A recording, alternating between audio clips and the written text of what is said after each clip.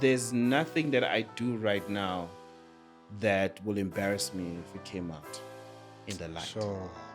Hence, I even talk about it on the radio. Sometimes Sure. listeners or my besties will say, hey, you remember when you spoke about 1, 2, 3? Like, I shared that on the radio. Man, I shared too much. But that's what connects me to the other person. And I always say, Sure. if you can't share your own troubles, how is the person on the other side of the radio going to trust you with their own troubles? Yeah. Right? As a man, you need something to live for. Yeah. Like being a docile dude who is just gonna be a dead fish. Yeah. It's not good for you. It's not good for society. Like we need to know that what I do today, what I say today, is gonna have long lasting effects. It's gonna impact a generation. Yeah. That's the stuff that drives us as men. That's the stuff that gets us out of the bed to say, man, like what I'm doing now and what I'm saying is not just for me, but this is this is generational, or even the impact is greater societally than just. And so I'm like, we need that.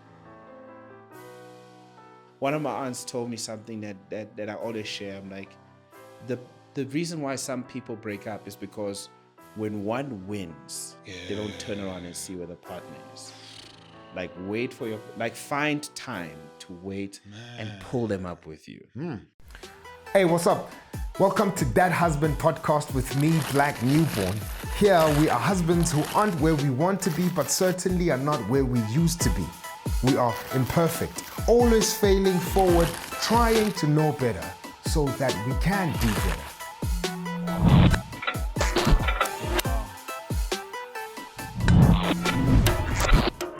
Hey, what's up? Welcome to That Husband Podcast with me, Black Newborn. This is where husbands try to know better so that we can do better. Before we jump into this episode, I want to thank everybody who's been supporting us. If you're new, you're joining us for the very first time, please don't forget to hit that subscribe button, hit the notification bell so that you're updated on every single episode we drop every Wednesday at 11. Two ways you can support us. One, you can go on our website, thathusband.com, and you can buy tickets to Beans and Bonds. You can find our merch store. You can even buy us coffee, just so that we are energized to keep on making more of this content. The second way you can support us is by booking me as a speaker, an MC, or facilitator for your next event. And you can drop us an email at booking@blacknewborn.com. That's booking@blacknewborn.com. The husband that's sitting across the table from me today comes with many names. And there's one name that I wanted to ask him particularly about, but we'll get into the chat on that. But ladies and gentlemen, help me welcome DJ Sabby. What's up, my dog? What up, bro? You good? Easy, man. Good, dog. Good. It's so cool watching you do that link. When you watch the show and I'm watching you do it, it's like, Yeah. It's like I'm ready to comment, but yeah. Come on, dog. And I mean, this is your stuff. Yeah, no. Yeah. Like I was telling you, whenever I come to pods, I get nervous. You know? Yeah, sure. Because you never know how it's going to play out. But that's why I'm very picky on which platforms I go. Sure. No, it's dope, man. Thanks for pulling through, bro. It's a pleasure, bro. Thanks for the invitation. Yeah. After our J. Cool event, I was like, yo, we need to sit down, dog. Yeah. And so thanks for honoring it. Man. Yeah. It's cool to know that, I'm relevant in such space. Sure. You know what I mean? Sure. Like, it's a totally different world. I'm into it. So I can't wait to find out how you probe my brain. Because I think sometimes people ask you things and then you realize that, it becomes a learning moment for self and hopefully for the person watching. It's dope, bro. I think part of it, bro, is, when I've seen you and your wife, obviously from a distance, like there's a dual nature about you. Yeah. That's intriguing. Yeah. Where I'm like, you have this public persona, it's public life, it's public brand. But with your wife, you seem very stable. Yeah. Very anchored. It's as though there's a switch. Right? Yeah. And I don't know what causes a switch. There might not be a switch. But that's probably possibly another thing that just attracted me to your story, you know. And I was like, man, like there's a level at which you are very grounded when you're with her. Yeah. And I don't know why. Yeah. So and you've been together for 13 years? Yeah, it's been a minute, bro. Yeah. It's been a minute. Yeah. I don't think it's a minute anymore. It's a no. It's a bunch of A hours. couple of those, dog. Yeah. It's crazy you say that, like, and I think it's a beautiful thing for someone to analyze and see that part of self. Yeah. Um, and I think probably that's a good thing in a sense that when you see me with her, I'm centered. Yeah.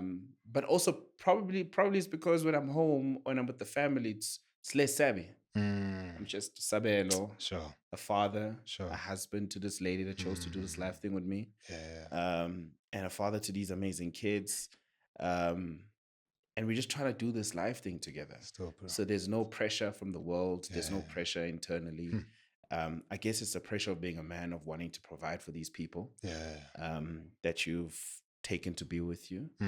And yeah, like when I'm there, I'm rooted, man. Sure. Like, it is what it is. I think I'm more rooted than ever. Yeah. Because the people that make the roots function are there. Like, it's not, there's no seasonal moments, I like to believe, where these branches are going to come and go, these leaves are going to fall. Sure. So yeah, it's beautiful. That's dope, bro. Yeah. How much of your own life, and I mean, you've shared it like publicly, you know, how much of how you've lived, you've been raised, all the things that you've experienced, how much of that contributes to how you show up at home? And let me also throw more stuff in that.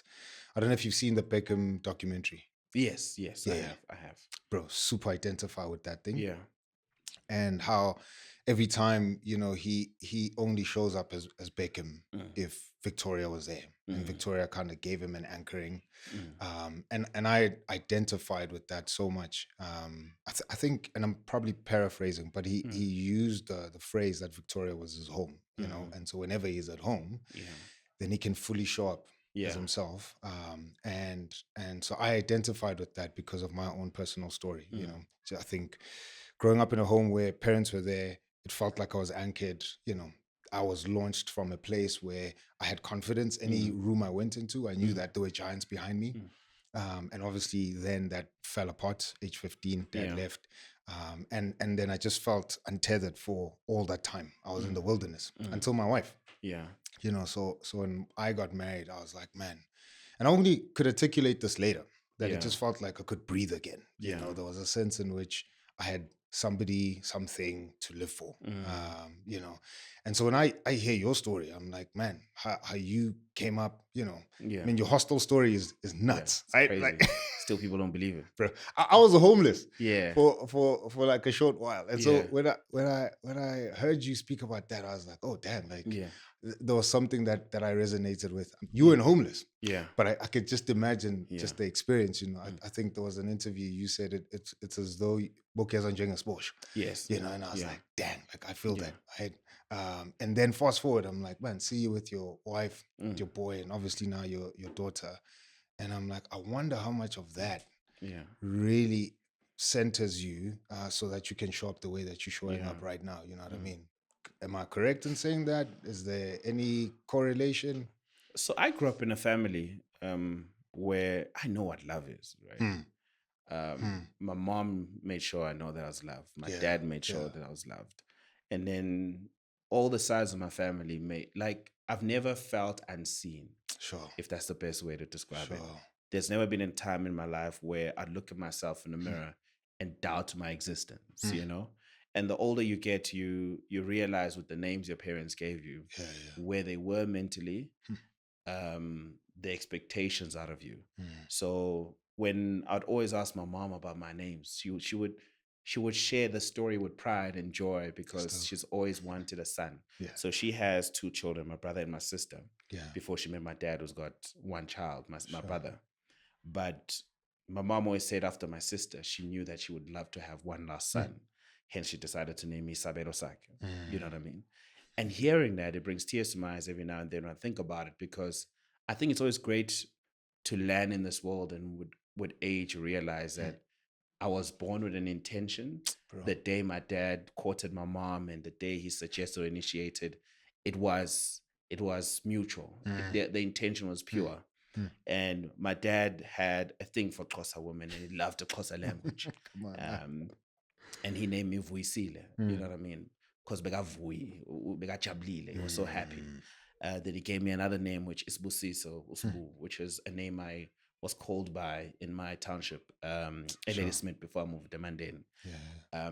And just those three names, they kind of set the tone, I guess, to the person that I will become. And as I unfold and as I grow and as I become this kind of man, you look at those names, you're like, yeah, I think I'm a gift for those who choose to tap into the frequency I'm on. Come on, bro. I think for anyone who listens to what I have to offer, is Busiso Sabo, and I hope I bring that joy out of you. But there's a bigger name than I got from my grandfather, who's now late, who when he met me, apparently, he held me and he said, Lesi Isizwe Samajala, which means this is the future of the Mjali family. Come on, bro. And with age, I realized because in my father's side of the family, I'm probably the last boy child to have a son even. Yeah. And that speaks volumes because now it's like the legacy is really on me to keep it going.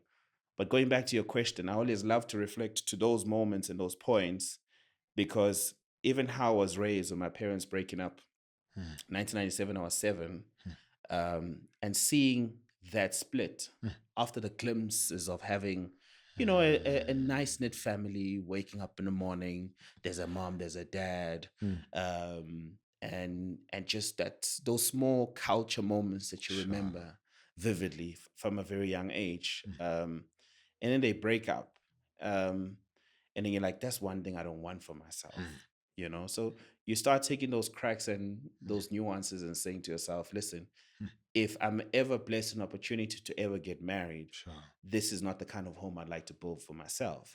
But because I grew up in a family where, I was saying this on another podcast the other day, is like, I grew up going to more funerals than weddings. So there's never been a time where I'd go to a umalume ashada or kuzolotsholwa ekhaya. So I've never been exposed to that. So you start not really thinking about marriage, but you're open to the idea. And it's not like you dismiss the idea. You always just been like, listen, if it ever happens, I'll gladly explore it, but I need to understand it first before I even give into the idea. And then you grow up, you date. And some people, you think this might be it, but when you finally meet that person, there's a part of you that says, I think this is it. But one of your biggest worries as a man is like, I hope this is the right time. Because one of my biggest fears when I met my woman was like, God, I hope I didn't meet the right one at the wrong time. And I hope she's willing to wait for me to go through this journey and find myself in a position where I'm ready to figure out what marriage is with the person. Because I never wanted to be the guy who got married because of age, pressure from family, or all these social norms or social whatever reasons that exist out there. I wanted to be ready for me. But because I grew up in a space where having a child before marriage wasn't a big thing, I was never like backing the ideas that probably I'll be a father first before I get married.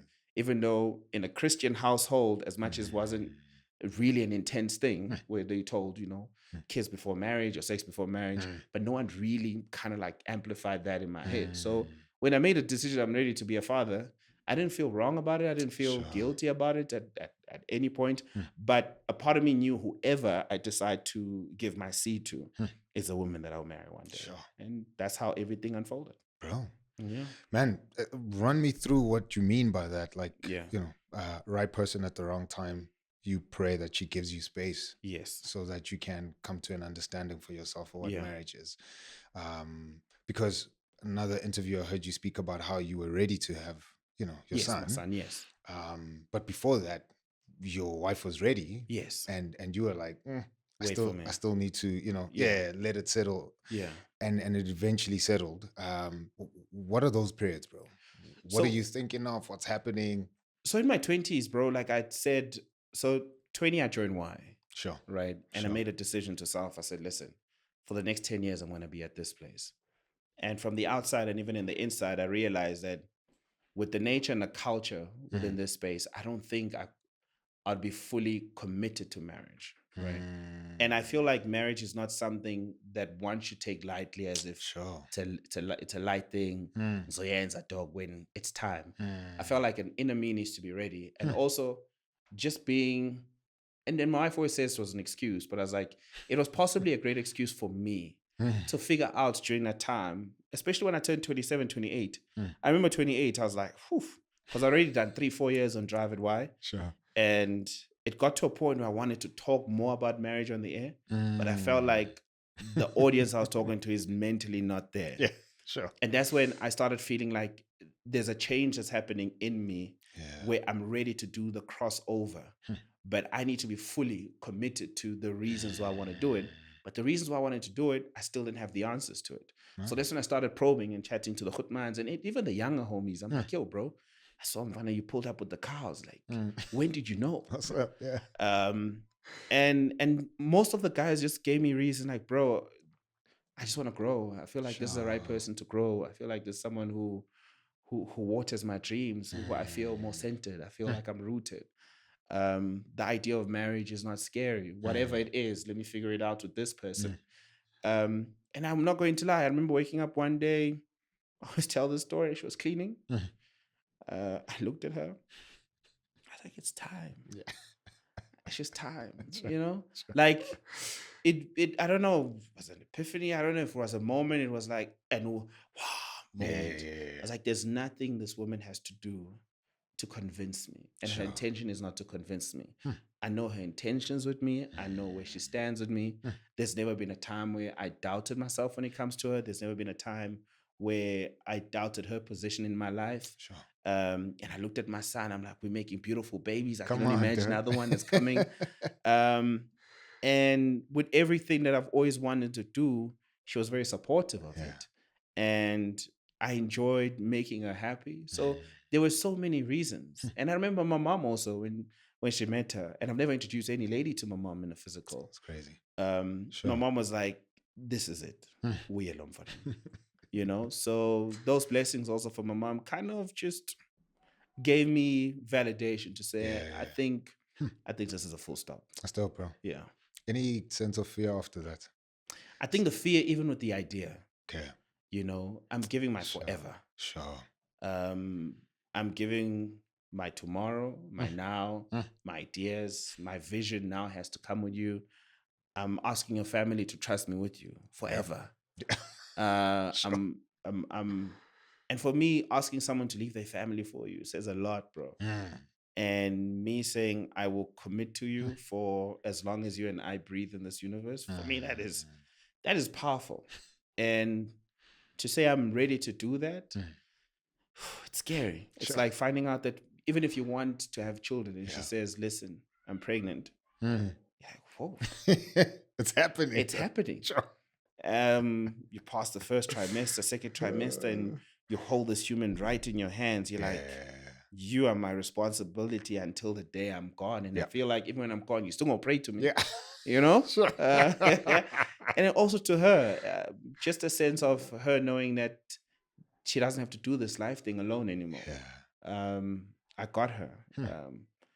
I don't think the fear will ever disappear. Yeah. Even to this day, every now and then I think about it. Like if she had to wake up one day and say, I don't want to do this anymore, or she looks at me and says, change of heart, change of mind, I'll probably explore every way to try and save the ship from, sinking or the flight from falling from the sky. Sure. Because back of mind, I think if the day I lose that fear, it's like losing the butterflies in my stomach with radio.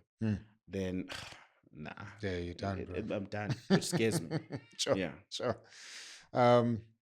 Two things that come to mind as you're speaking, bro. One, any naysayers after you made that decision? Nah. Yeah. I've never had naysayers because my circle is so small, bro. Dope. Like I've never found myself, especially after 25, where I had more than 5 friends. Okay. You know what I mean? Sure. Or my circle of people, or my dot of people around me, is people who share similar visions, similar aspirations. We probably all have a similar goalpost to where we're trying to take this life thing and how we want to see our families grow.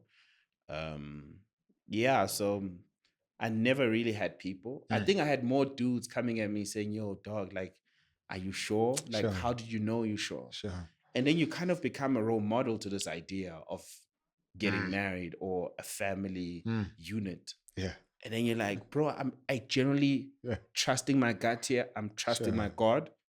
Man. And taking it as it comes. And I'm not going to be one person to tell you to do it. You feel it. You feel it. Like I knew from, I always say this part of the story, I knew my woman was the one a long time ago. Sure. Like, I'll just share the story. Like, But what are you like? no, it's just like I felt like there's certain parts of me, and I feel like she got me at a time where I was ready to do it with no questions asked, Sure. and not even thinking about jumping out of the window. Like early on in our relationship, she was an intern at Y. She sent me a text saying she can't find transport. It was around 11 or 10 at night. In my head, I'm like, okay, this is. I don't want my future baby mom and my future wife to be going through this thing. It just doesn't make sense. And it was a promise I'd made to myself. Weird enough, is that I will never have a child with a baby mama who's going to use taxis. So the week after, I gave her money to go buy a car. And I knew that I am, it might be early. I might be love bombing you. Sure. But I just don't like the idea that one day you finish work and I'm not transport. This is before Uber. I'm not transport. Stress. I didn't like that feeling. But also I think because of my nature and growing up, how I grew up, I always saw my dad would do whatever it took to keep my mom safe and That's good, bro. and take away any room for her to have some form of anxiety about tomorrow or whatever. But also growing up in a family where providing was easy for the few male figures that I had in my life. So I always knew how to provide. You know what I mean? So never been scared of it, never been shy of it. So I'm a provider by nature. I'm a lover. Dope, yeah. That's dope. I want to circle back on that, but I'll put a pin there. The second thing that came out from when you were speaking is, people get married, and there's this invisible line that you cross. Yeah. People who've been married longer still don't know how to explain what that line is. Yeah. But something changes.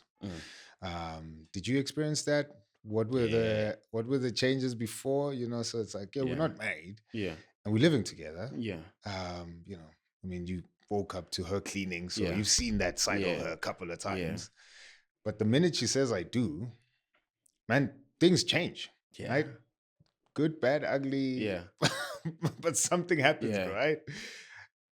You experienced it. How did you deal with it when that happened? How did it also change the nature of how you guys communicated after that?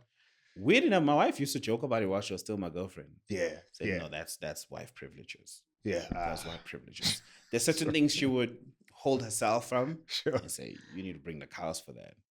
And I appreciated it because it gave me an understanding of, there's more after the line.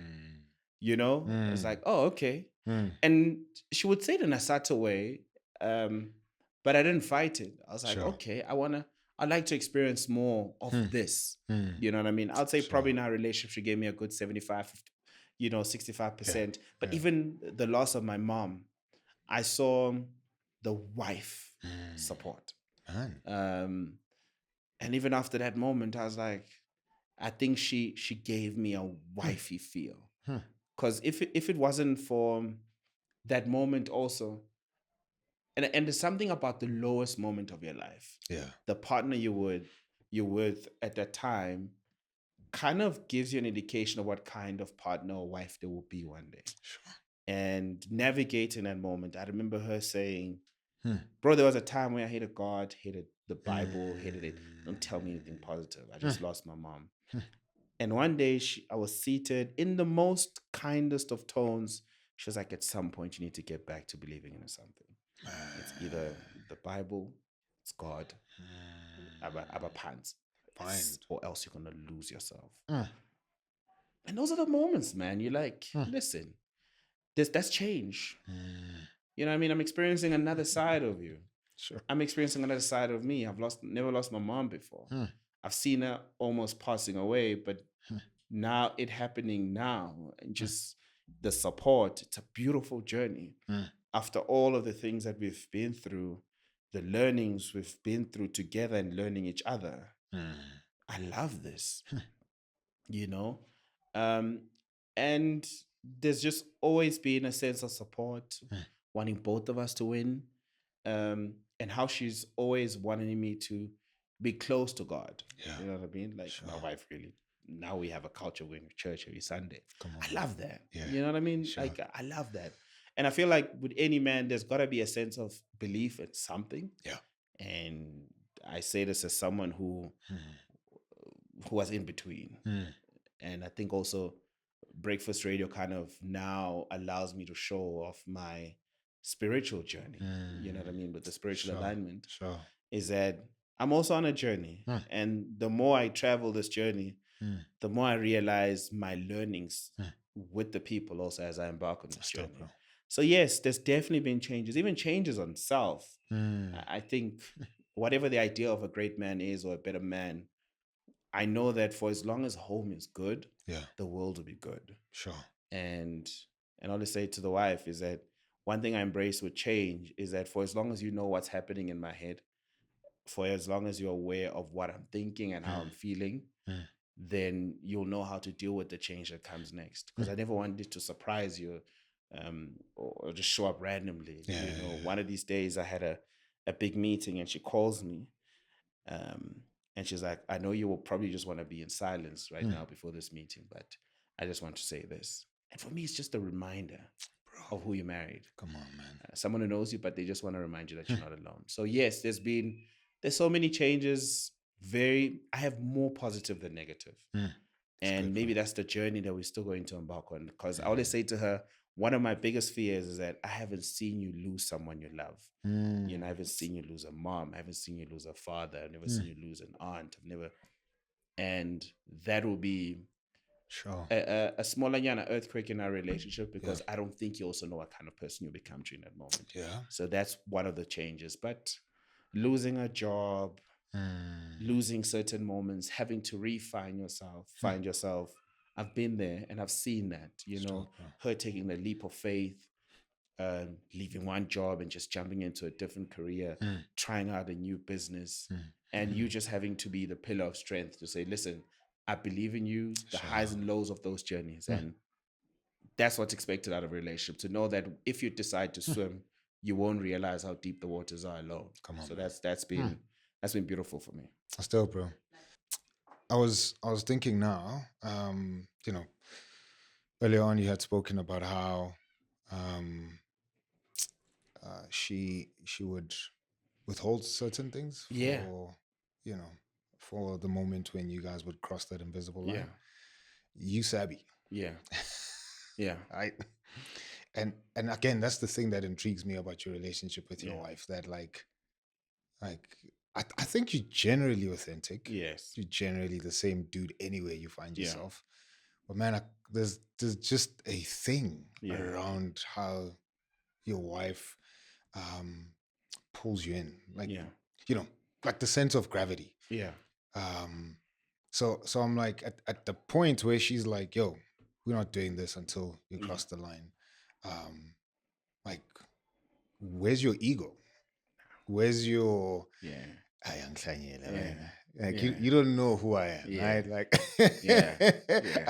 right? And she probably does know who you are. But at that moment, you have every right, you have every resource to just be like, nah, stuff this. Like I'm gonna go feed my ego. But there's a sense in which you're like, all right, cool, bet. Like I will still be here. I'll still love you. I'll still, show up in the way that you want. That's gonna help you flourish. What's that, bro? There's a chat I used to have with my mom. Yeah. When so my mom wouldn't vividly talk about sex and relationships. Sure. She'd always be like, when a lion starts hunting, my son, it'll get what it wants. I was like, okay. All right, mom. Sure. And she would always say things like 70-30, 80-20. Sometimes uthola umuntu mfana wami ozokunika u-20%. And u-20% into yabona uma uthola umuntu ongakwazi ukupheka, ungamfundisa. Mawuthola umuntu ongakwazi ukuklina, ungamfundisa. Mawuthola umuntu, and she would mention all these things that are teachable. Sure. If you find a person with those 20 or the 30, then you can work with it if the 70 is way greater. But there was something about my wife where, but I don't think the world's pressure and who I was in society shook her. She was aware of it. Hmm. But also, even when I trace it back to early hours of our relationship, it's just how I was able to be me. Sure. Um, Did you know that you needed that? you realize when you're in it that I Sure. think I enjoy this part of my life a little bit more, where I can be sabero, whatever that means. Who's that actually? Does anyone ever want to know about this guy? Because every time I'm outside, it's Sabby, Sabby, Sabby, Sabby, Sabby, Sabby, and it's rare to have someone say no to you. Sure. You could want anything, and everyone is just like yes. I could reach out to you at any time of the day. Yo, let's do this. You're gonna say yes. Let's go. You're gonna say yes.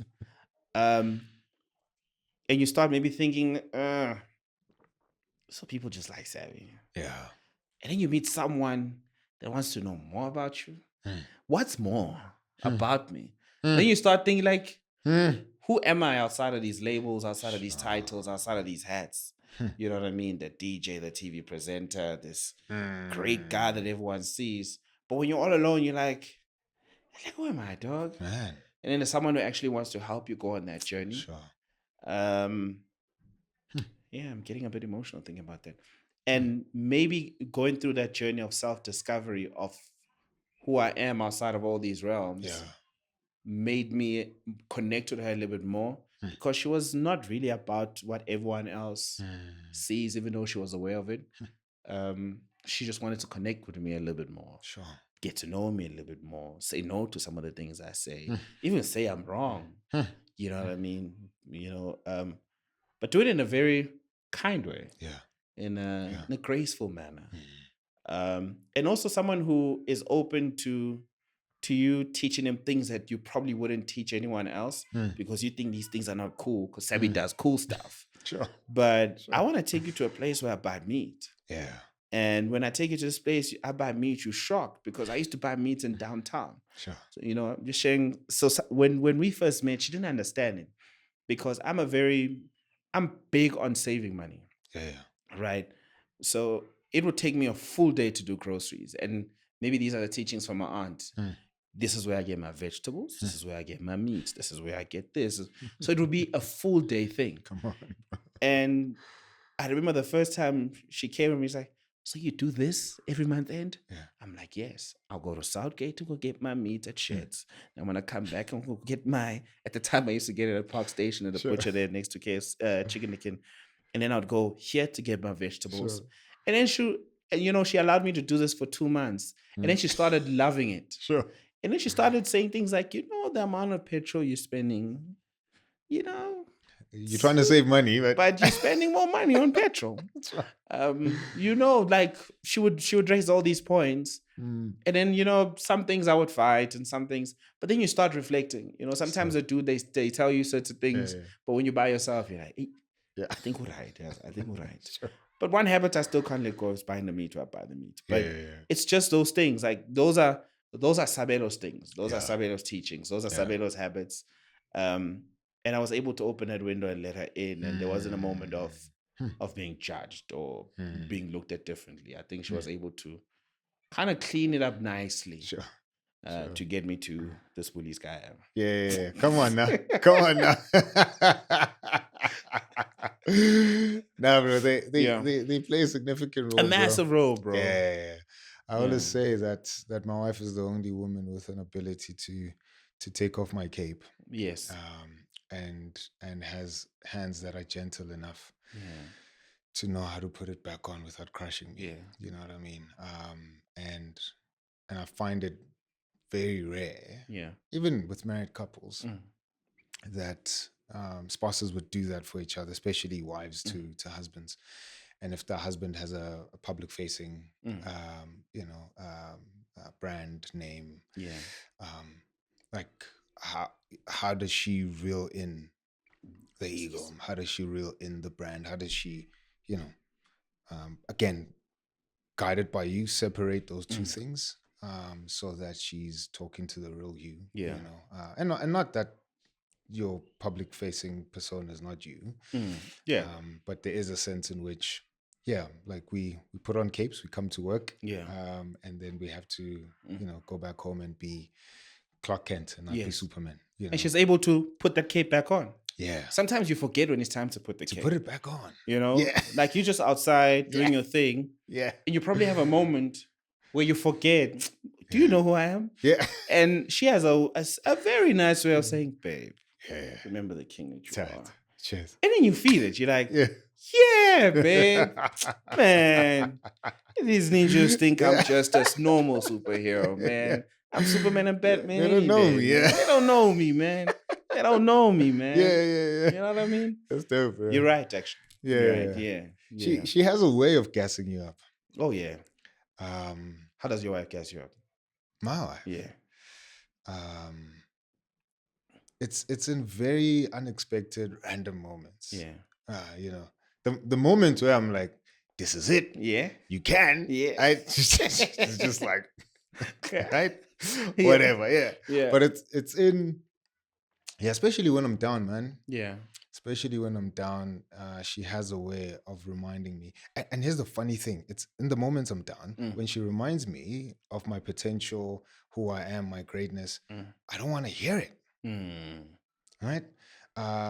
It's only after I've gotten over my sulking that I'm like, she's right, man. Yeah. But in the moment when I'm sulking and I'm like, just in the thick of things, I find it hard to just receive it. But it's only after I've dealt with the thing. But she comes in those moments, or like I'm just working. And just like, head focused, I'm looking at the mission. And she just has a way of lifting up my chin to just be like, hey, look at the work that you're doing. And here's the impact and here's how great you are. And I could take it from her. She's been in my life longer than most people. In fact, we're hitting 20 years. I'm gonna be like you one day. In 2 years. Yeah. I'm gonna be like you one day, man. Salute. One day. Oh, at least of knowing each other. Yes. Yeah. Married 12. Yeah. And it's a big milestone, bro. Yeah. Man, relationships are just not even ending. Like they're not even taking that long. No, bro. Yeah. Telenovelas are running longer. That's crazy. Quick fast, bro. What? Quick fast, man. Microwave relationships, bro. Yeah. But also it's because people just don't want to. Honestly, if you're not ready to put in the work, man, relationships, don't believe the timeline post. You know what I mean? Come on. Probably before we took that picture, we went through a lot, bro. And during that moment of going through a lot, the scars from strangling each other. And maybe that was one moment where something happened and we took that cute picture. Yeah. Maybe the drive home, it wasn't nice. Fun. Maybe, I don't know. It could be anything. Sure. But relationships are ups and down, man. Yeah. But you see now, sorry, the interview. No. It's supposed to be a chat, bro. It's supposed to be a chat. It's a chat, dog. Thank you. Yeah. Okay. Because you mentioned something about her always being able to tell you or remind you of your greatness, and when you're working and you locked in, right? Would you say that's because maybe when you were growing up, you didn't have a lot of people that will kind of like give you that affirmation and just give you those positive vibrations while you were doing your work? So you were not used to someone being saying to you, yo, Black, I love what you're doing. I'm so proud of you. You know what I mean? Because some of us never heard that. Sure. Growing up, especially from father figures or anyone, because you're so used to being in your own pocket and doing your own thing and your own weird little things. Sure. Would you say maybe that's where it comes from? Yeah. So yes and no. Yes, in the sense that when my parents separated. Yeah, bro. I longed for that. I craved for that. And no, because when they were still together. See, I got a lot of affirmation from my dad, from my mom, and my mom gassed me up, bro. Sure. Gassed me up, bro, to the core, bro. I think I have, I'm very careful to say I love for clothes. I care about how I look. Yes. And I care more than most dudes. You care more than most dudes? Bro. Yeah, I care. I'm not going to downplay it. My mom said it all the time. Clean. Yeah, bro. Like, step out of the house, not like your problems. Yeah. And I say this a lot. I'm like, We grew up dressing for an occasion. Yes. Every day for me is an occasion. Come on, There's bro. never a day where I'm going to pull out the house Come and I'm on, looking bro. normal. Yeah. My mother-in-law is like, Christmas is every day, bro. Exactly. Don't miss. Christmas Yes. is every day, bro. Yes. This could be your last Christmas. That's true. Show up, Yes. right? I remember in grade 2, so, didn't grow up with much. So my parents were like teens when they had me. Yeah. So my dad had just gotten his first job, I think, after I was a year old. So we didn't have money. But then, all the money my dad could put together took me to multiracial schools. So I go to like schools, bro, with like dudes who rock Jordans and, Nikes and whatever. And I'm like, these bastards, I don't have anything. Yeah. So after like grade 1, I've worn everything. Dog. Yes. All my best clothes, like every outfit I could put together, it's done, dog. I can't repeat the same things in grade 2. Yeah. So we have CV's day, and I don't know where we got this suit from. So anyway, like the night before we tailoring this thing, like the three of us, like cutting stuff. That's a dope memory, bro. That's a dope memory. It looks fresh, Yeah. But at that point, I'm like, man, like we're desperate, because we don't have anything else. So this feels like a bit gimmicky. It's like a costume, and I'm like, man, these kids are gonna laugh at me, dog. Anyway, put this thing together. I rock up at school. As soon as I land, dog, I'm like a mixture of Will Smith and Denzel Washington, dog. Right? Like that's crazy. Man, at that time, Will was still in his early hours with the Jordans, Fresh Prince of Bel-Air. Yeah. And you got Denzel, who was like a heartthrob on TV. Killer. On movies. Yeah. Killer. Men in Black had just dropped. And I'm rocking the suit. Come on. Probably with some sneakers, some J's. Nah, I had formal shoes. Yeah. I couldn't afford J's. Yeah. Right? So I rock up. As soon as I land at the gate, bro, all the kids are like losing their minds. So my confidence now like builds up, right? Get into the school, bro, like grade 7s came from the other side of the school. We want to see this kid who's wearing a suit. Right? Yeah. So at that point, I learned the power of just showing up. Yes. Like if you show up, and present yourself a certain way, just the power of that. Yeah. But man, I remember, just to go back to your question, how much my parents gassed me up. Yeah. Especially my mom. Yeah. And from that moment, just our love for clothes. Yeah. Became our love language. So till today, like if my mother goes somewhere and she's rocking it, bro, she'll take pictures and she'll be like, look at how I'm killing this thing. Right? Look at how people are looking at me, whatever the thing is. And that's like our love language, you know? And so they gassed me up, bro, to the core. But when they separated, man, I crave for that, bro. I was in a proper desert, you know? And that's why when I got married, it just felt like, man, I'm home, right? Yeah. And I don't have to now go everywhere and try and look for affirmation and try and feed my cravings unnecessarily with things that are not healthy, you know? So I think when my wife speaks into me, man, like, it does touch a part of my soul, you know, like, and it really just anchors me again and gives me a sense of home, you know? So I think that's why, it's very important. And it means so much when she says all that stuff, you know? So, and that's why I was also keen with your story and just seeing how it's beautiful. How, that's a nice memory. Yeah, bro. Like, bro, that that's a nice till memory. today, bro, I'm like, bro, that thing shaped me, man. Yeah. It shaped me. It shaped me. So that's, bro, that's why I'm keen again, just to, get more into your story. Now you spoke earlier on, and I said I'll put a pin on how your wife hit you up and said she doesn't have transport, and you bought her a car. Yeah. Earlier on in your career, you just finished school, you get your first gig, and all the money that you're getting, TV gig, radio gig, is split between all the responsibilities you have. Yes. Right.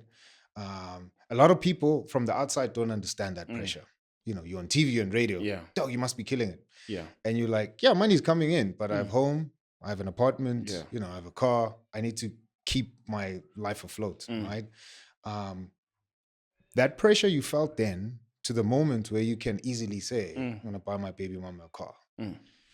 What's that, dog? Like, how does that land with you when you can say confidently, Bro, like, you know, my 20s, dog, risks and stress were nice. I enjoyed it. I needed it. Like, I knew month that I had to send money home to my mom's. Sure. I needed that. Sure. But also I knew that if I'm going to be spending more time with this person, there's certain stress I do not need to experience. There's certain experiences that I do not want you to go through and tell me because you had issues. Let's say we're meeting up at Rosebank. That time before Uber. Manje angna taxi. You know what I mean? Like, I offer you convenience, and that's one thing me and my wife have in common. And you know, it's something I've taken from her. She's like, it's kind of like in our small Angana Bible, we're like, babe, we will pay for convenience. If it's going to make us feel better, if it's going to make us feel at ease, we will pay for convenience. And the small things, even when I was growing up, I used to tell myself there's certain things I did when I was young, and I made a promise to myself. I remember sitting under a sun. Probably I was 11 or 12. I was like, I will never do the garden again because I did so much of that when I was young. I'm never going to do the dishes when I'm older. Sure. Because I did a lot of that when I was young. Sure. It's small things that made me feel a certain type of way growing up because I did so much of it. Yeah. That I was like, the day I get older and I'm able to pay for things, I'm never going to do these things again. Sure. So when I grew older, and like, yes, I'll pay for convenience. Sure. There will be a guy who'll come and do the garden, and yes, I'll tell him how to do it because I know how to do it. You're doing it because I don't want to do it. Sure. Same with my wife. Like, while she was my girlfriend, I just want to be able to offer you a certain level of peace. So when you're with me, we can go through different kinds of stress and we can navigate that. So if I can alienate a whole lot of stress for you, and I can also have new stress, I enjoy the feeling of stress. It's like, even all the producers I've worked with, they always say, Sabby, you want a lot on a radio show. You do so much, but you do it at ease. I'm like, I love that. Come on, man. I love the feeling that I got to do 20 million things in a short amount of time because my brain is consistently jogging and running and I got deadlines. I love that. I enjoy it. I love, deep down, I hate to love month end because it comes with anxiety. I got to pay this person. I got to do this. But that feeling keeps me going every single day because I know when month end comes, I got to handle all those things. And being a Superman that I am, bro, I'm going to do it. I'm going to do it. Sometimes I'll tell my wife, I'm like, babe, last month was tough. She's like, what you mean? I'm like, there's certain checks that came late, certain things. She's like, I didn't know. Wow. I'm like, because as much as I'm open and transparent with you with my finances, I don't want you to worry that much. You know what I mean? I don't know. Maybe it's because my mom also taught me is that just like a duck, you show up, but you're paddling like a mouse. You know what I mean? But you're paddling like hard, bro. But you never see it. But also my kids, I don't want my kids to see that dad is stressing. You know what I mean? When I'm home, I just want to be home. You know what I mean? Here, let me be with these people where I'm not worried about all these other things that's needed out of me in the world, because then you forget to be present in that moment, which is something that my wife has also taught me, is that forget work, forget what else is required, be here. And with time, I realized that my son was 2 yesterday, he's 4 now. Before you know it, he's 7. Bro. Now we're talking about the sauna with my son. I'm like, what do you mean? How do we get here? But just circling back to what you were saying, I enjoy stress, man. I enjoy the feeling of having to deliver. I enjoy the transformation that is required with every requirement. I enjoy that because I get to learn more about me. That's dope, bro. And also, it wasn't like I was coming from a place where I had money. I went to FNPA and I'd never taken a loan, actually. I was like, how much can you give me? Sure. And I can give you X amount of money. So give it to me. Sure. Then I went to her and I said it like I got it in my bank account. Like, you know what, babe, please give me your account. Here's some money. Please go pay a deposit for a car. Come on. Bro. You know what I mean? And she was just like that. I was like, yeah, just go pay for a deposit for a car so we don't have to deal with this. You know what I mean? Don't worry about 1, 2, 3. What I'll got you. But go get this car. But also there's that feeling. You know what I mean? Like, I just feel like every woman needs to know your man's got you, bro. Come on, bro. I enjoy that Chuck Norris moment. It's one of those, bro. I enjoy I enjoy showing up, but maybe it also comes from a place where I never had a lot of people show up for me. Yeah. Like that outside of my mom. Shout out also to my aunt, and also, there's certain people in my life that showed up for me. So I know what it's like to show up for someone else. But there's times where I felt like I didn't have people show up for me.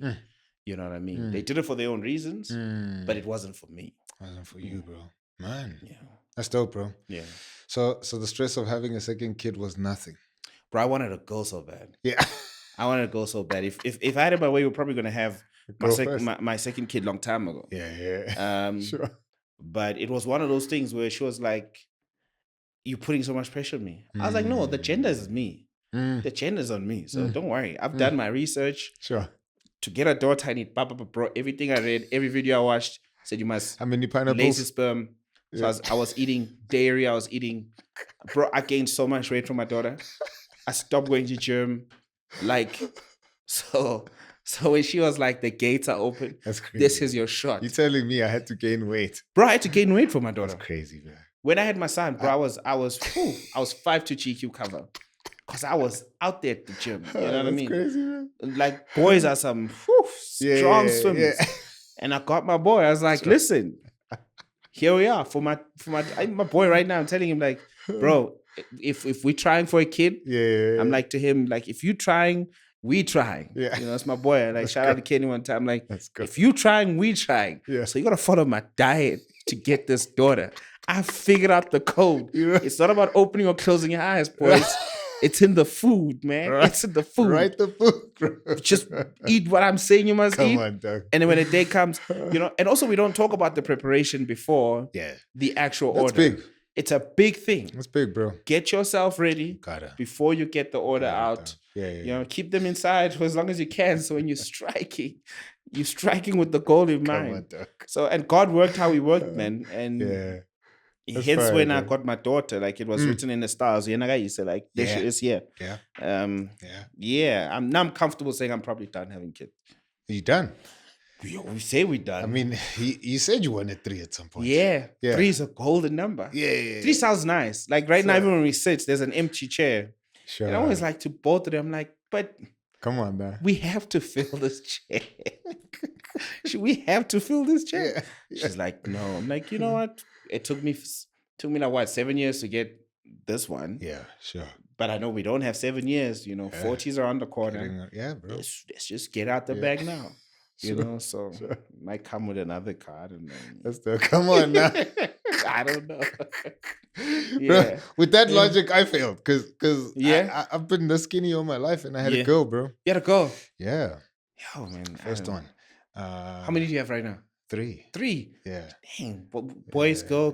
2 girls, 1 boy. You see, I wouldn't mind. No, I want 2 boys. No, I wouldn't have another girl. Yeah. 2 girls. That means 3 girls in the household. Just me and my son. Yeah. Get a dog. I get a dog. Dog, if I can get a boy, I'm good. I think my 3rd one, listen, if it's a girl, it's a girl.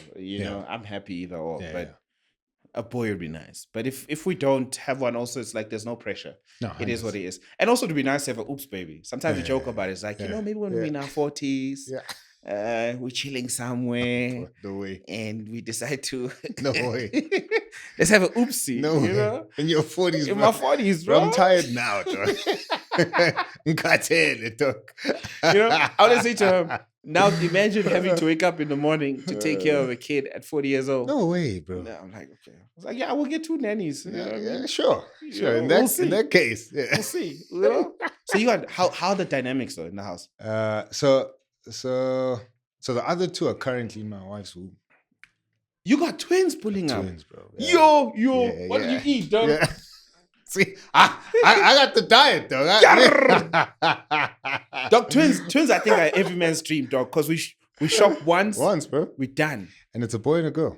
Yo. Yeah. Dog, that's a golden one. Yeah. Yo, Black. Yeah, bro. So that's dope. That's fire, bro. I'm super stoked, bro. How different would you say this experience? Because it's a pregnancy experience. How different is it? Yeah, I was the first one, bro, was traumatic, man. Yeah. And for me, It was traumatic, not for my wife. And I think it's the reality that you're faced with, that, you know, like you said earlier on, this is a person I'm responsible for till I die. Yes. Right? It doesn't matter what happens with them. Yeah. They can get married, move countries. I'm still responsible for them until I leave, bro. Yes. Right?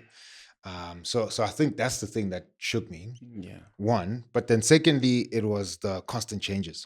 Yeah. You know, so first trimester, okay, now we're sleeping on the bed. Yeah. Next trimester, no, I'm sleeping on the couch. So I was just like, yo, like, is this rapid change gonna be our normal life? Yeah. And I like just knowing that things are gonna work a certain way. You know, so like constant change threw me off. Yeah. And so I think and I only expressed this to my wife, like, bro, probably when my daughter was like 2 or 3. I'm like, sheesh, I don't wanna get pregnant again. Yeah. It was rough, bro, right? And yes, my wife wasn't sick. Yeah. Like, she was fine. It was probably like a super easy pregnancy. Yeah. But I think for me, just having to think about the responsibility is the thing that shook me. And so we waited 6 years. Yeah. 6 years before we fell pregnant again. Yeah. But this time, man, I'm super excited. Bro. Yeah. And I thought I was gonna freak out when we found out it was twins. Because we said, what if it's twins? What if? Yeah. Does she have, are the twins on her side or your Both side? sides. Oh, so Both sides. it was written in the stars. But it's like a strange cousins. We didn't even remember them until the sonographer was like, do you guys have twins? And we were like, nah. And then we went and told our mothers immediately. Yeah. And they're like, yeah, I remember you have twin cousins. Yeah, you're twin cousins. I'm like, oh, smack. So we didn't even think it was a possibility because it's they're not like in our immediate reality, you know. Yeah. So but she kept on saying, I feel like we're gonna have twins, you know. Probably like the 10th time she said it, I was like, woman, shut up. Yeah. we're not having twins. Oh, bro. And we got there and sonographer is scanning. And as soon as she put the thing to scan, my wife is like, oh no. I'm looking at the thing. I'm like, no way. Yeah. the sonographer is like, do you guys have twins? I'm like, I just started laughing, bro. Dude. I started laughing. After that, I was like, yo, I don't want to offend you, but like, can I just pray? Because well, there's 2 kids, right?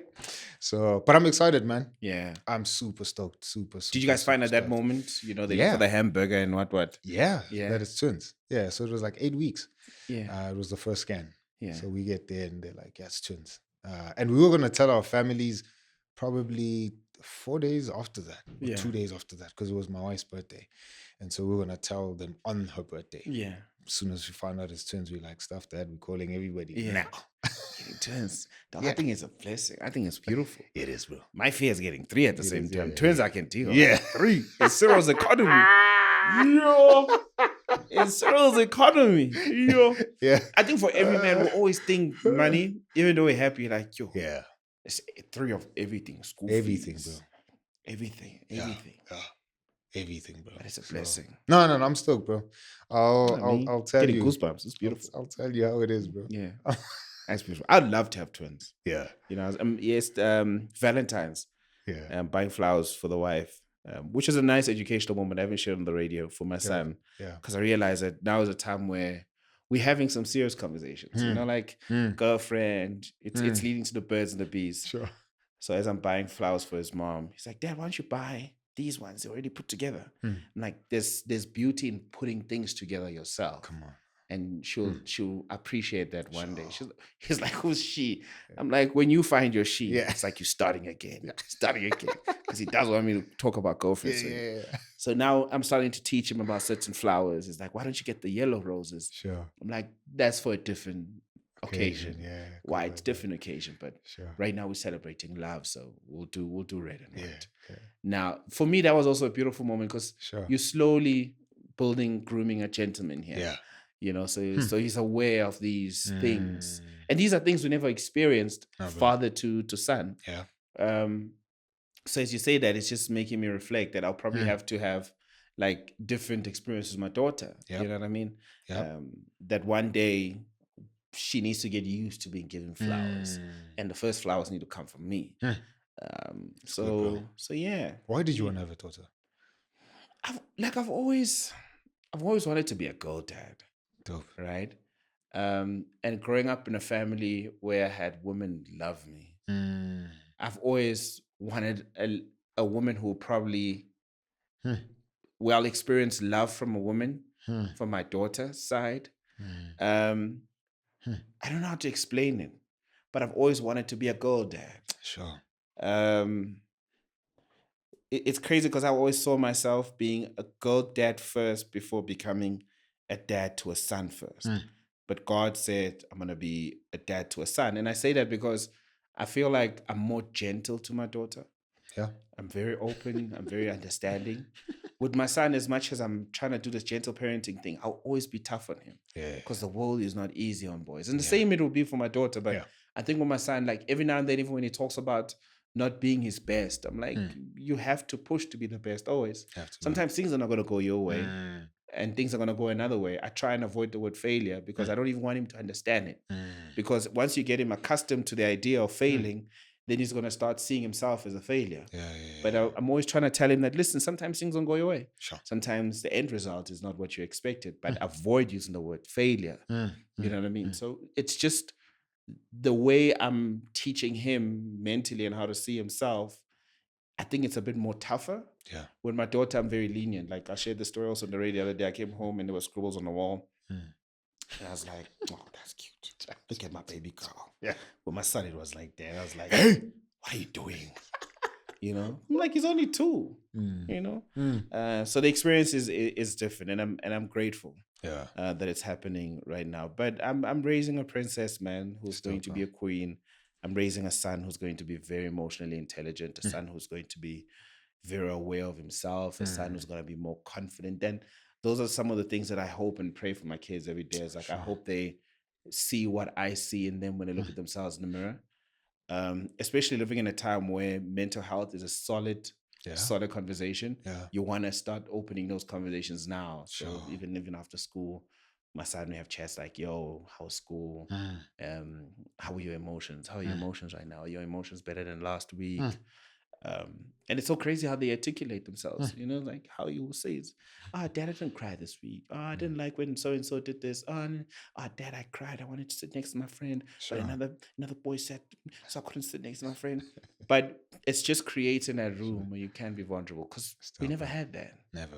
You know what I mean? Yeah, so sure. being there for him is also a learning moment for me on what it's like to be there for, I don't want to say a younger version of myself, but a younger version of me in a sense of how it would have helped me if I was him, having my dad tell me that. Sure. You know, so I'm hoping yourself as a dad. Sure. Yeah. You know what I mean? So sure. Yeah. Sure. Man, and in coming up with your name, I mean, I think it's such a rich story. And how you ended up with Sabby. Yeah. But I heard you say once that you didn't want the PIMP to be associated with. Yeah, the pip. Is your desire to have a girl and be a girl dad part of the reason why you didn't want to have pimp associated with you? Bro, you know, when I had my daughter, it's so weird. My vocab changed. Sure. There's certain words I dropped. Sure. Some I'm not going to mention. Sure. There's certain conversations I pull out of now. Sure. You know, homies will be having certain chats and like, I'm fag. Yeah. Or now you find yourself correcting dudes when they speak a certain way. You know, you're like, man, I had to have a daughter for me to think like this. Sometimes you end up being disappointed with yourself. Sure. It's like, why did it take me to have a girl child to take a stand against certain things? Because now you realize that you are raising a girl child who's going to work with such people who think like that. So you got to start now engaging in those conversations so those dudes do not think like that. So when they have kids who our children are going to work with, the mindset is different. Which is quite challenging. It's quite challenging because we all have been raised a certain way. Yeah. So you're fighting roots here. People are not going to change overnight. And also you're doing it out of a place of learning and unlearning. Some things are unlearning for self also, because you start realizing, nah, bro, it's not really like that. You know what I mean? Sure. But yeah, I think my daughter, the day I found out that we're having a baby girl, there's certain things you slowly start, you know, weaving out of you. You know what I mean? To become a better version of yourself for her. Yeah. But even with my son now, like there's certain things I always think small things like I push him to go to school and education, but I missed my graduation because I took a gig in PE. So I don't have a graduation Crazy. picture. Yeah. And his mom's got a lot of those. So I know one day he's gonna be like, Dad, where's your picture like that? Sure. So now I want to go back to school so I can get that picture. Just ChatGPT the thing, my dog. No, I want to have a graduation. I the whole can put you in the graduation gown, dog. Because there's certain things where you feel like kids these days, like, where's yours? So I want to be able to say, I did that. I did that. Yeah, you know what I mean? Even with gym and fitness, I'm like, you got to be the closest example to what the idea of greatness looks like. You know what I mean? Like, I go to gym and I do that, but now it's got to start showing physically. So when I tell him you need to take care of yourself, he sees it with me. It's like, yo, look at your pops. Come on, you man. know, Sure. like, boy, I'm lit naked. So I gotta start saying things like that, and I gotta be an example to him, because examples must start at home, man. Like my daughter must know what kind of man is a man based on how her father was. Then she'll know what to expect from a man and how men should treat her and how she must be treated for self. You know what I mean? Or even another woman. Same with my son. Know how to deal with dudes coming at him, how to stand his own ground, how to defend himself, and just how to navigate this world one day where I'm no longer here, even when I'm not there and he's just there by himself. Yeah, sure. So, man. So yeah, man. That's dope, bro. Is it though, dog? I just think it's a whole lot of pressure, man. We bring these people here and we gotta teach them to be ready for war. Yeah. You know? And I say it's dope because, you know, as a man, you need something to live for. Yeah. Like being a docile dude who is just gonna be a dead fish. Yeah. It's not good for you. It's not good for society. You know, like we need to know that what I do today, what I say today is gonna have, you know, long lasting effects. It's gonna impact a generation. Yeah. That's the stuff that drives us as men. You know, that's the stuff that gets us out of the bed to say, man, like what I'm doing now and what I'm saying is not just for me, but this is, you know, this is generational, or even the impact is greater societally than just. And so I'm like, we need that. I mean, it's what you said with the stress. You know, it's like I was saying to another dude that we shouldn't demonize pressure. We should just be able to clarify between healthy pressure and unhealthy pressure. I love that. There's unhealthy pressure that leads to burnout, but there's good pressure that you need, you know. So if you're going to write an exam tomorrow, you need pressure to wake you up if you haven't studied. That's true. You know, you don't want to be the dude who's just like, I'll ace this thing. You haven't opened a book. Yeah. There's no sense of nervousness. There's no pressure to say, yo, this is a big moment, you know. So I'm like, you need pressure to wake you up to the gravity of whatever moment you're facing. And I think it's going to call things out of you that anything else otherwise wouldn't call out, you know what I mean? So so kids do that. Is there fear? Because this is your first boy. Yeah. You know, compared to the experience with the girl child. Yeah.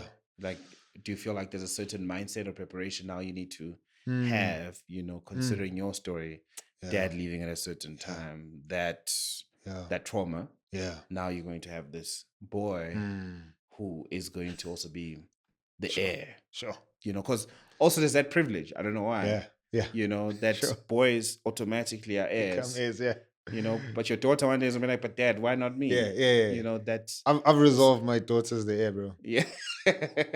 You know, like those things. Because she will get married one day, the surname is gone. I know. Yeah. But I'm like, and I think it's probably that thing. Let me not even try and make it fancy. I'm just OCD, bro. Yeah. Right? So I'm like, she's the first one. So she's the heir. She gets the privileges. Yes. Right. And everyone else who follows after her. And also, hopefully, the boy lands first, because if the daughter lands first, No, he is. then he's the last born. He's landing first. He's coming out first. Yeah. Okay. Which makes him a middle child. And Yeah. middle kids are crazy, bro. Yeah, because I don't know if you want. Yeah, no, it's fine. He's a boy. At the end of the day, he's the only boy, and he's going to remind all of them. Yeah, sure. You know? Sure. And I'm like, yo, I hope he doesn't have the curse of middle kids, bro. Yeah. Middle kids just tend to be nuts. nuts. They never saw me. Bro, middle kids are never in the middle. Yeah. Like, they're always extreme. Like, a middle kid is like, one day I'm going to be a president, or I will be a thug, like a proper criminal. You know what I mean? And it's like, just have a normal temperament. Be in the middle. Yeah. But anyway, so my wife is more excited for me to have a son than I am. Yeah. Has she told you why? She, just because of the man I am, she's like, man, it's been one of her dreams. Yeah. Like, I would pray God gives us a son, because I think a son would benefit so much from having a dad like you, you know? Yeah. And just my own concern with men, obviously husbands, etc., etc. Yeah. So she's like, man, I can't wait to just see that movie play out, you know? I never thought I'd have sons. Yeah. Ever. For real. Yeah, bro. I was like, my diet is just girls, bro. So this came as a shock for you? Shock, bro. Wow. Proper shock. Yeah. So in fact, when we found out it's twins, automatically I was like, I had 2 girls. We're having 2 girls, bro. Right? Yeah. And my wife was like, nah. In fact, my mother-in-law thought we're having two sons. Yeah. And God's grace, He gave us both. So I'm not scared to have him. Yeah. The thing that my daughter sobered me from is trying to reparent myself through her, and trying to right my father's wrongs through my kid. So her brother is gonna benefit from her waking me up to that. So I won't, by God's grace and my wife's help, I won't kind of rewrite the script of my son, because I think he doesn't deserve that. He doesn't know my dad. He doesn't know what happened, so I don't want to kind of put that pressure on him and paint his narrative with a brush he never had any choice in, So I just want to, just get fresh brushes, paint his story in a new way. But I'm more excited to see my wife's dream come true. Yeah. So she wants to see me parent a boy. Yeah. And I'm more excited to see how she reacts to that, Yeah. So there is like a weird intertwining that's happening, with how our dreams are coming together with this. I'm one sure also kid. the drip is going to be lit. Come on, bro. I'm sure you're going to be like, finally you can buy those sneakers, Yeah. Let's go, dog. Come on. Let's go, dog. Come on. Man.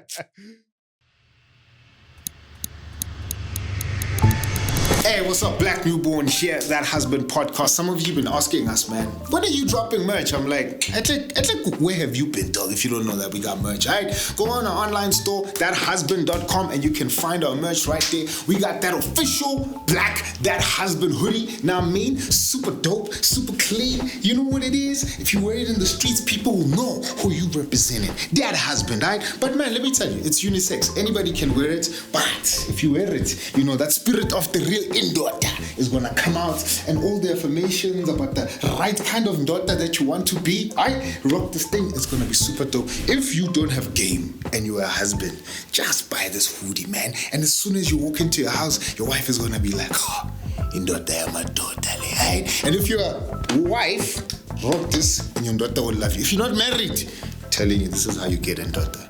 Just saying, right? Purchase this, man. It's currently on special, $400. You can get it on our online store. Make sure that you're rocking that. But man, that's not the only thing we got, man. For all of you who like your fitted caps, you want to look super dope. Let me tell you right now, we got this failing forward.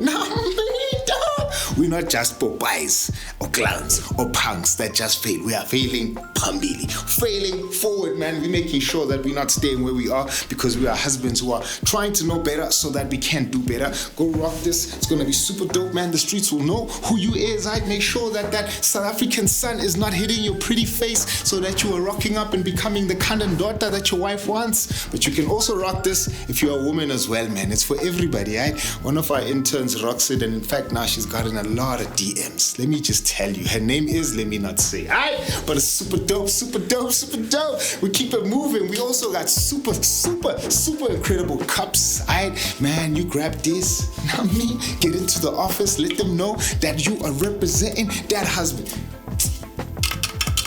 AM, hey, what is it? What is it? Tell me. AMARSS. I'm telling you, dog. This is better than a Stanley, son. It's better than a Stanley. Keeps your warm water warm. It keeps your cold water cold. Oh, man, dog. Buy this thing, dog. And it's gonna be super dope. Get it right now. I'm just telling you, son. Super sick, eh?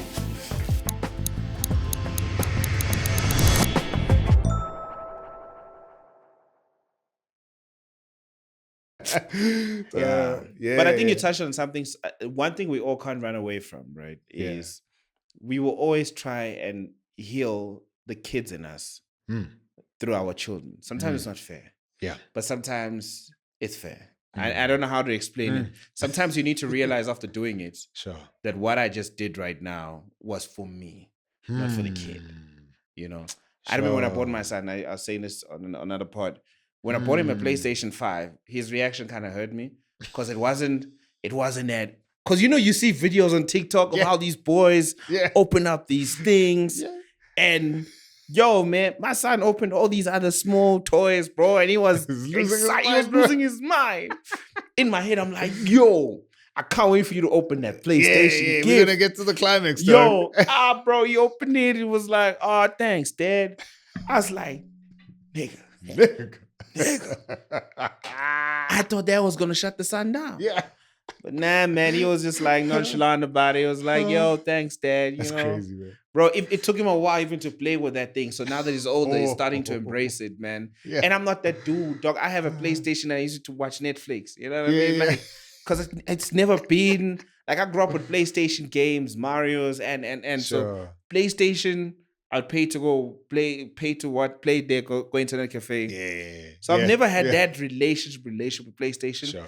And then when he told me one day, Dad, I think I'd want to switch. Sure. Dog, I bought that thing. When I gave it to him, I was like, oh man, that's the reaction I wanted for the PlayStation. So now I just buy any tip I'd give to any man out there. Try and buy the things they ask for. Yeah. You know what I mean? Learn to listen to your kids. Sure. Like, there's certain things we do and we do them for ourselves. Like the bicycle. I knew I enjoyed a bicycle when I was a kid. I never had one until later on in my life. Man, how old were you? Yo, bro, how old was I when I got my first bicycle? Probably even 15, 14. Okay. Or secondhand bicycle. Okay. Mom's got it? Yeah, nah. Mom's got it, yes. Mom's got it. But even now with the bicycle thing, I bought him. Bro, I don't know how many bicycles I bought him, but it goes back to the reactions. Like, it was, you're supposed to buy a bicycle. It's one of those, Dad's supposed to buy a bicycle. But now, yesterday, after buying the flowers on Saturday, we passed by a bike shop. It's like, Dad, I'd like a bicycle. Bro, you should have seen my heart. I'm like, buying it now. We're buying a bicycle, but I'm not going to tell you.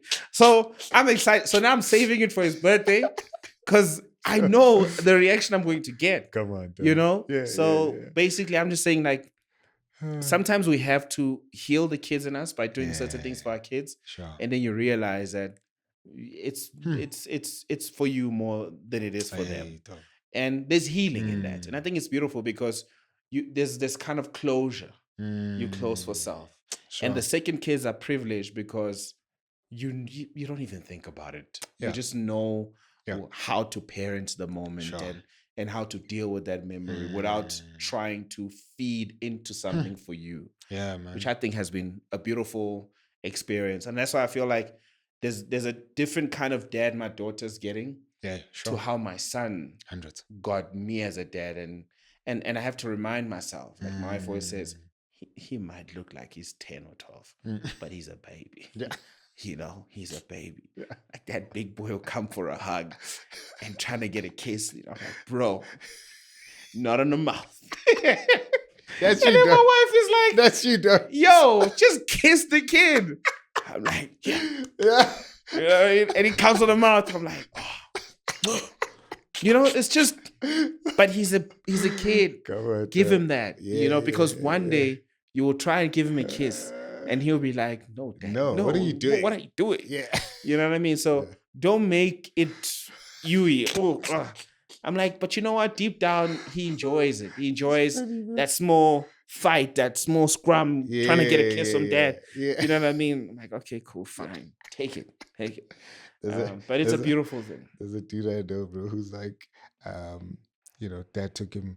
This is just after 94.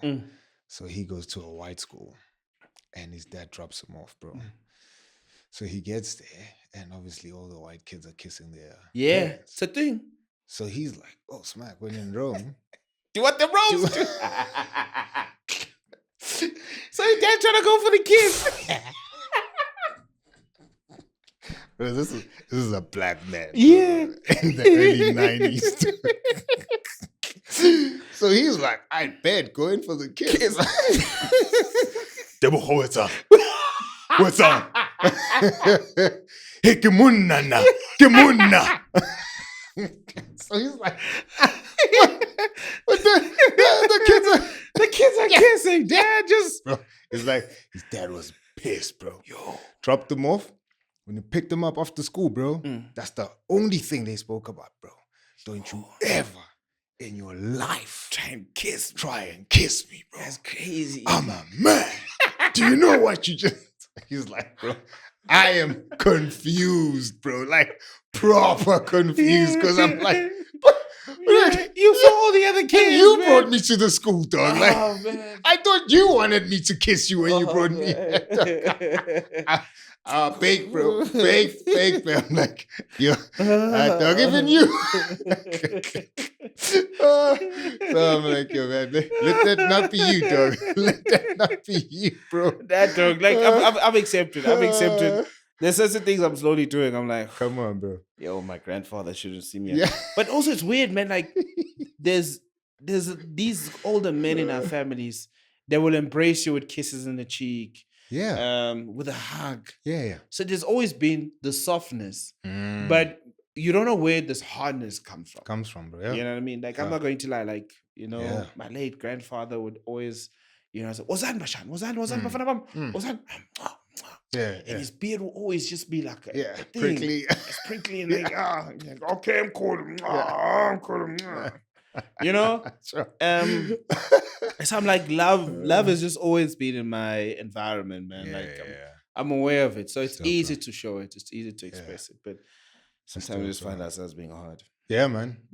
As you were speaking now, I'm like, I think we might have two different scars. Yeah. And I'm keen to hear what informed yours. Yeah. Because I, to an extent, I agree that there's a level of healing that needs to happen. But where I was coming from, I think, was like my scar with my dad was, probably the most mind-bending thing I've ever gone through. So how you are as a dad, that's my dad. Solid, would buy me the bike, especially when he got into some money, would buy me the bike. I remember my first bike was a Christmas present. Dad wrapped the whole thing up, surprised me, like next to my bed. And then at that point, no fathers are doing that because they're not there. Yeah. Right. So he's that kind of dude, I don't know if you remember those wire cars. Yes. My dad's wire car was revolutionary, bro. Yeah. Right. And again, poverty will make you the best inventor. Yeah. Right. So people would make wire cars, but like, man, the way he meticulously like formed that copper wire to hold all the other wires, bro. Just impeccable. Yeah. Like he was iPhone designer before iPhone designers, right? Like that's how meticulous he was with just putting that car together. Our the wheels were tennis balls. Ooh. Right? I've never tried that one. Yeah. Because people had e-nave before, Yes. And then you'd put or sand the Coke. in that. Or the Coke. Yeah, Coke can, He had tennis balls, bro. Right? That is crazy. That was in fact, that was now my... when I built one, like that is wild. It's rock, bro. Yeah. That was my first Christmas present, right? And then I think the next, probably when I was 7 or so, then that's when I got the bike. So my dad is you, bro. Right? And then age 15, he flips. So That's one part of the story. Like it's a mind. yeah. So imagine you now going home, and today, no, it's not gradual. Yeah. Today we're talking. You go back home now and you pack your stuff and you Be leave. out. Yeah, I want to see it, dog. bro. I dog, if I did that, That's the. I'm like, I don't have an explanation, bro. And worse, he didn't walk out. He kicked people out. Yes. Every time, remember the first time you told me that story, dog? It's like, like it's one of those things. Like no sign. It's like a digital signal. It's gone. Like ganja. Yeah. You know. So that's why I'm like, for me, when I get my daughter and everything in me is like, yo, we're gonna do this thing right. I'm like, yo, I'm not coming at this with the right energy. Yeah. Because like, yo, my scars is full with confusion. It's, I am trying to reparent you with answers I don't have. Yes. And the only person who can give me answers is not giving me the answers. Yeah. Right. And in fact is withholding the answers. So I'm like, man, like I just didn't feel like I was ready enough to kind of tap into that part of my life. And somehow attach it to how I'm gonna parent, and hopefully that healing will come through that.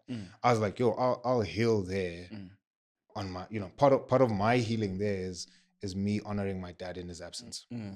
So I'll never speak rubbish about that first 15 years, bro. He killed it. But I find it hard to kind of bring him into how I raise my kids, And that's why I'm like, maybe there's because your dad passed when you were 10. Yes. And so I'm like, is there a level at which, I don't know if things were good for the 10 years. And so then it's like after that, there's a level of healing that you can comfortably walk in with your kids because he died. He didn't bail out, So I'm just going to my memory bank now. There's not a lot of negative things to say about my pops, Sure. He just was a man with so many ideas. And I think only a few of them were executed, right? And that is something that I always look back. I'm like, yo, I hope I never become that guy.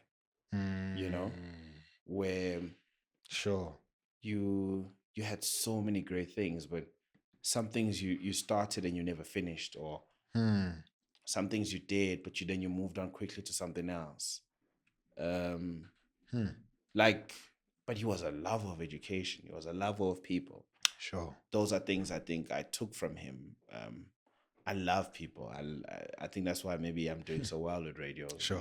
Is that generally who you hear on the radio is me. My dad was one of those dudes. My dad, there's so many stories I've heard of him where he would talk in a taxi and keep everyone entertained on 100-kilometer trip. Come on, like that's a long trip to have someone talking with no ad break. Sure. But when I think of moments of disappointment, there's none because I was still fairly young. He showed up at Sebenzolundi, would come to Mandeni even after the breakup, and he would spend time with me. He would give me treats where he could. Sure. I never experienced a lot of disappointment from him because I don't think at that time I wanted much. Maybe in his times of being broke, I wasn't aware that he was broke. I just thought those were nice walks between son and daughter and father and son, because we would leave Ulundi Plaza, walk to Kwati, and anyone who knows Ulundi will tell you that's a long trip. Sure.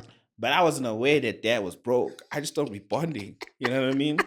Gave me a lunch bar. Come on, Doug. You know what I mean? I was like, this is nice. Yeah. I'm walking with my dad. He's going to give me a lunch bar. And then we'll stop at a Shisanyama, we'll eat. Sure. And then we'll go to bed. And in your head, you don't realize, like, he gave me energy to finish the walk. And we'll go to the butchery to buy meat and eat there because he's not going to cook when we get home. So we just get home and sleep. It's like, man, he planned so well, Sure. Sure. But I'm like, if you had money for me, why don't we just get a taxi? Sure. So it's things like that. But I had a great pops, man. From what I remember. Sure. It's just like probably the last 2 years of my life with him, where then the memories get a bit tainted with, him breaking up with my mom, him trying to reconnect things, my mom moving on, Sure. seeing him see that regret, you know what I mean, and trying to make things work with my mom. And Sure. my mom kind of like being dismissive, and I'll never know the true reasons as to how it played out the way it played out. But in a nutshell, I'll honestly always, um, block or defend him. And when it comes to be a father, I think I really had a great one. So me parenting, it's hard to even say I have reference to this whole fatherly thing that I'm doing. I always say I'm fathering from a place of, I wish this is what I did with my dad.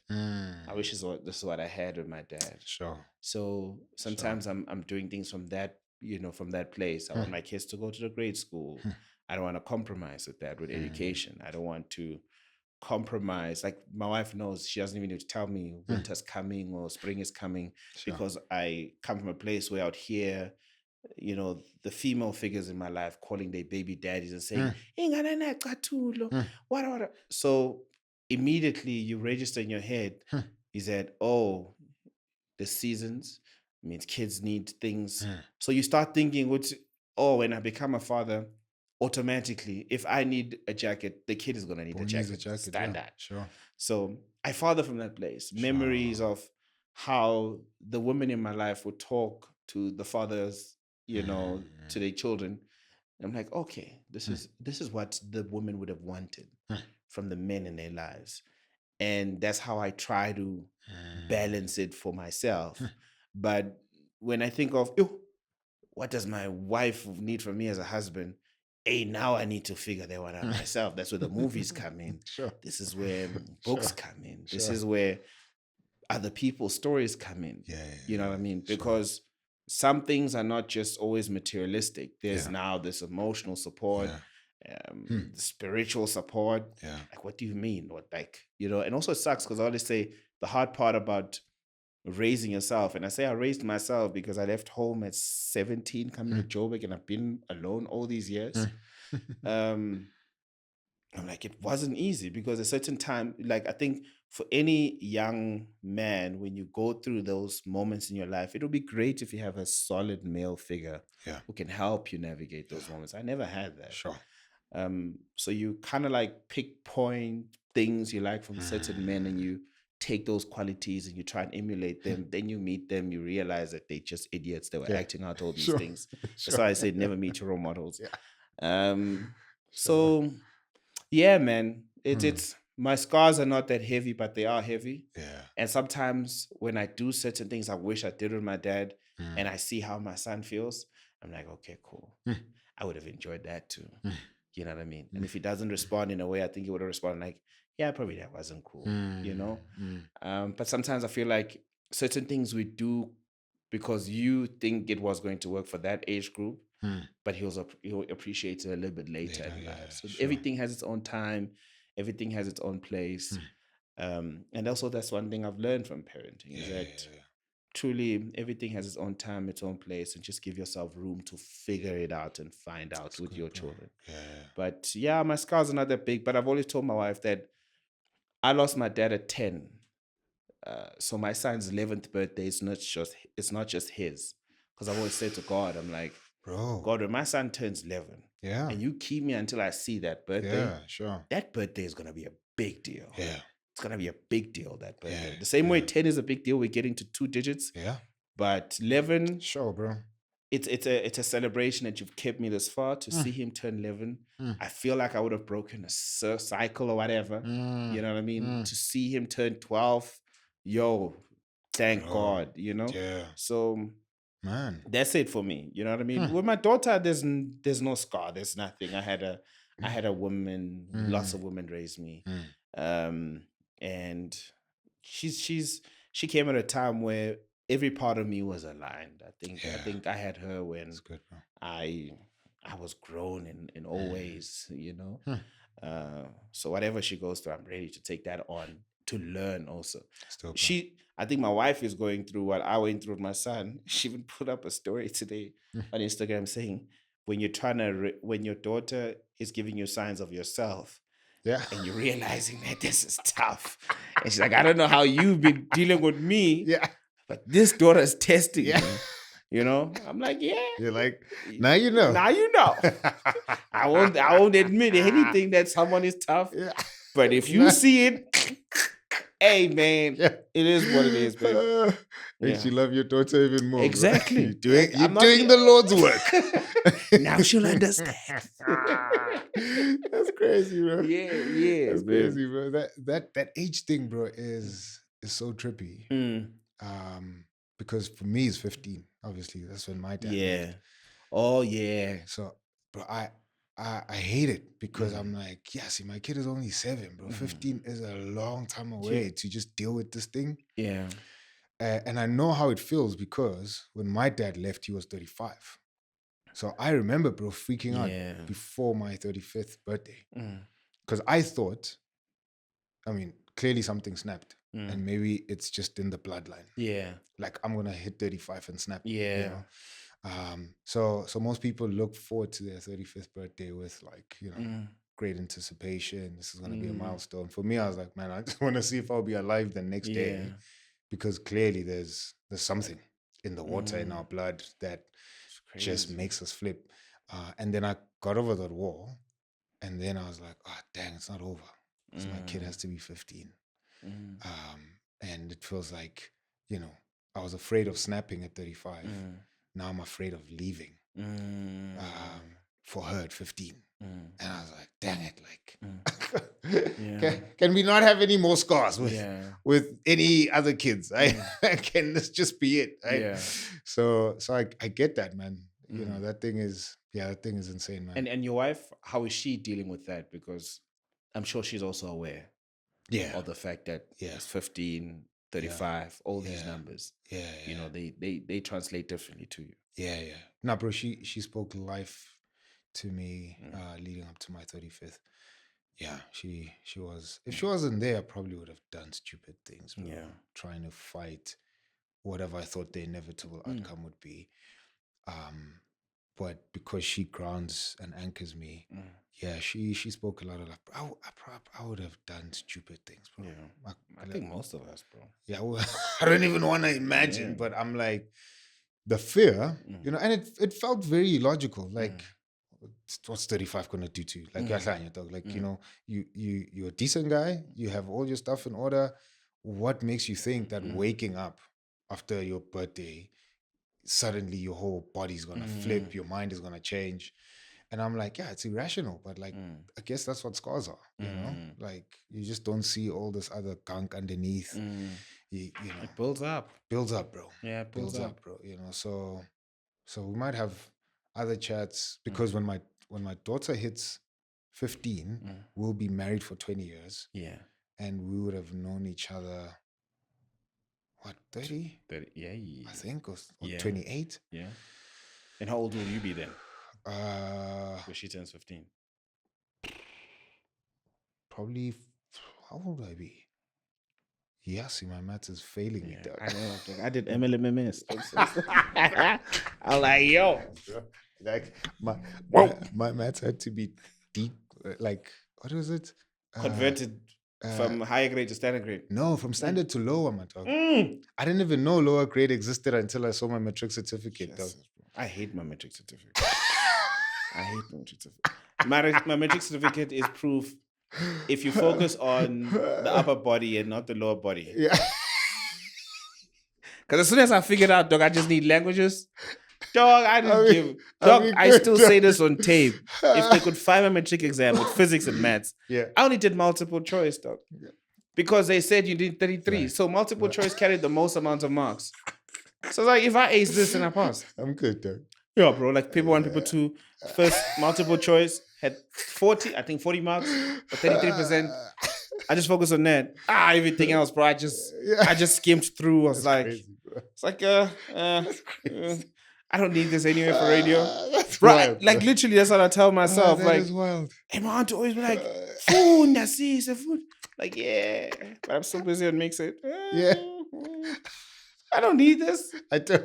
I don't need this. don't. But with And English, when don't, you see don't. my English, you see Come on, my dog. Afrikaans, because I knew those two. Yeah. Need it. Yeah. Need it. Yeah. You have to pass those. Then I had bio that I did because Why did you do sciences, bro? I grew up in a time where everyone said, do maths and science in order to secure your future.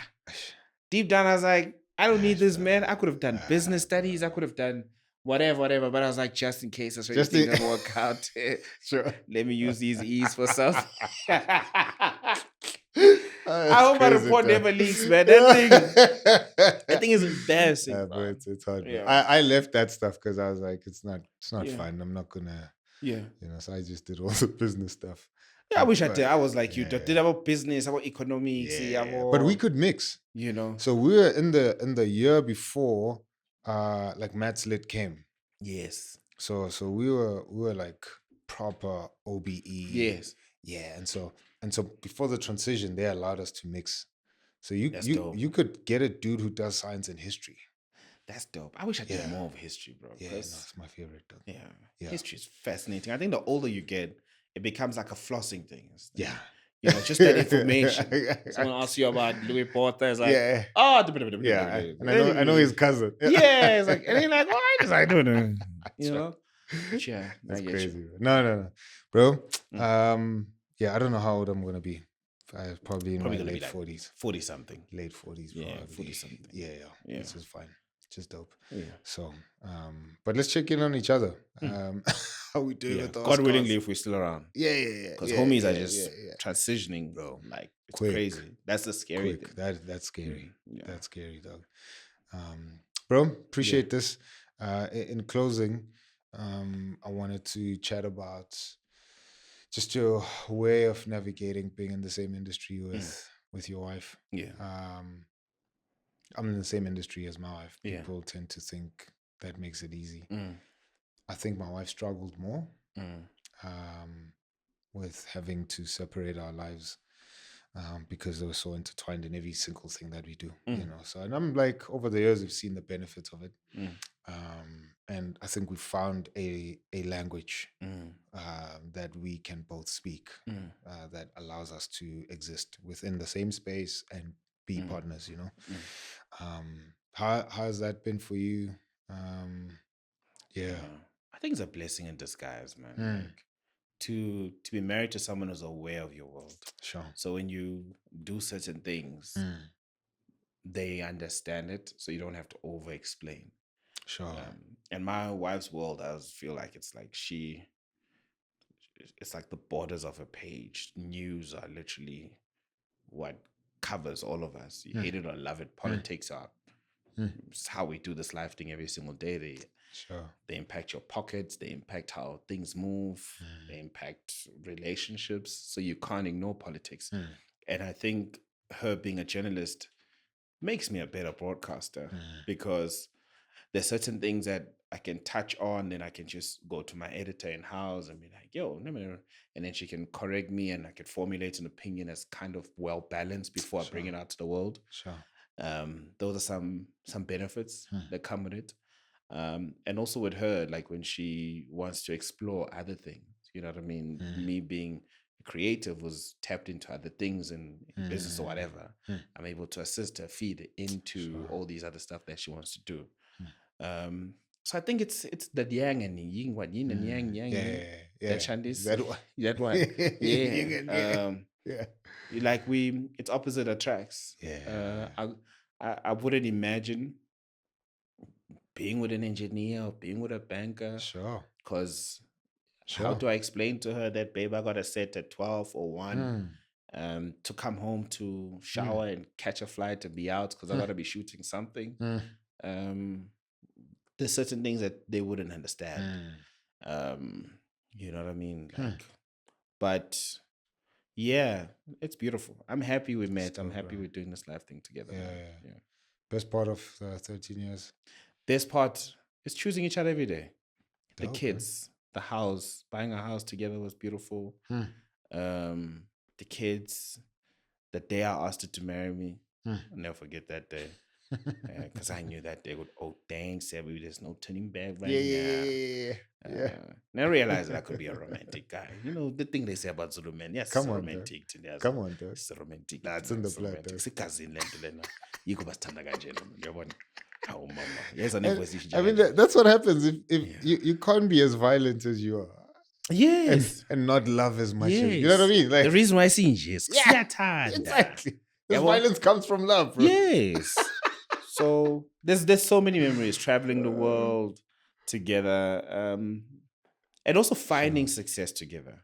I think sometimes you appreciate it more. There's nothing more beautiful. One of my aunts told me something that I always share. I'm like, the reason why some people break up is because when one wins, they don't turn around and see where the partner is.